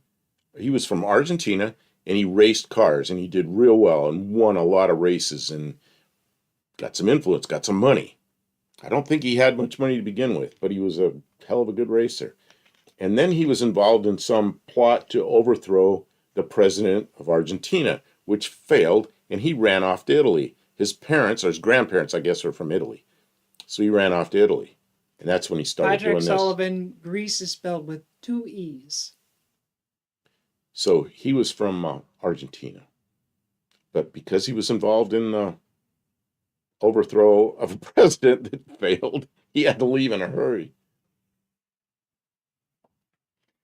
You say Tomaso, I say Tommaso. Yeah, Let's okay. call the whole thing off. So yeah, it's kind of funny. All right. So Kim's getting worn out. Yeah, you said you were tired earlier. Yeah, You I were was. all about only Well, you doing know what a I did? 1 hour live stream. You know what I did? I got some caffeine and You woke took myself. caffeine pills? I took one caffeine pill and woke myself up. Well, if you want, you can stream for hours. It's only 200 milligrams of caffeine. My It's no eyes are burning. no different than you drinking 2 cups of coffee. Oh. So. Well, this is my 6th cup of coffee today. Oh, so you have like 600 milligrams of caffeine. I could drink 8 times that now, and it's gone. Like you can only like go for so long before it's just like. So I'm starting them. Okay, so we're fading. Things have been going really well around the shop. Next week we've decided is kit and custom built cars. I think we said that already. Yeah. Okay, so I'm confirming that with you because you have a whole list of different topics here. So we do. That's the one have at some the good end. choices coming in the future, but for next week we're doing kit and custom cars based on suggestions of the chat because you guys matter. And you guys have made it to the end of the stream. There's still 32 of you here, and each and every one of the people who are here watching now, whether you're commenting or not, are entitled to 3 points for sticking around to the end. We love our Tuesday night streams. You guys make it what it is, so thank you for everyone who is here commenting or just watching, supporting. D-Man asks a question. Can you answer it by putting it in? Yeah, we can always... And then during the week, you can send pictures to this email address, and I will have them here in front of me. Yes. buffdelcampo@gmail.com. We'll get the pictures out. You can send them anytime. You can wait and send them during the live stream, but if you do them ahead of time, it gives him a chance to download them. I do look at them ahead of time, but I usually download them right here. Sometimes not so much, but it's good because if he has some time, and we're going to be making videos this week, I have no idea when or what about. On Thursday night, we will be live from the shop, as we seem to always be, and also on Saturday night. So if you are up late and looking for something to do, those are stop late in nights. Those are late and nights. hang out with us while we are working in the shop on the late night streams. Maybe we start at 9 or 10 o'clock. It depends on our night. So you can, if you want to ring the little notification bell, and you'll get an update when we know when those lives are going to happen. And Dean, car porn only. No car porn. Car porn is like accessories, like too much chrome and stuff, isn't it? I don't know. Chrome. Her favorite color is chrome. But when we're in the shop, we don't usually do a lot of emails or this picture stuff with the green screen. This green screen is something we do exclusively on our Tuesday night streams. So if you want to participate in this kind of a stream, this is the best time to find us. And Thursdays and Saturdays, we're just more chatting, and sometimes we even get really distracted and we're trying to get stuff done in the shop.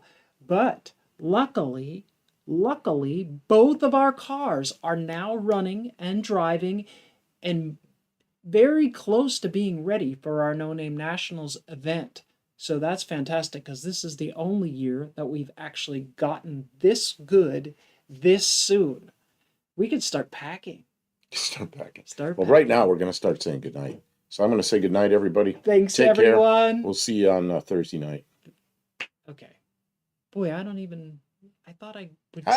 That's not the one you I pushed. thought Yeah. I'd still have things I could talk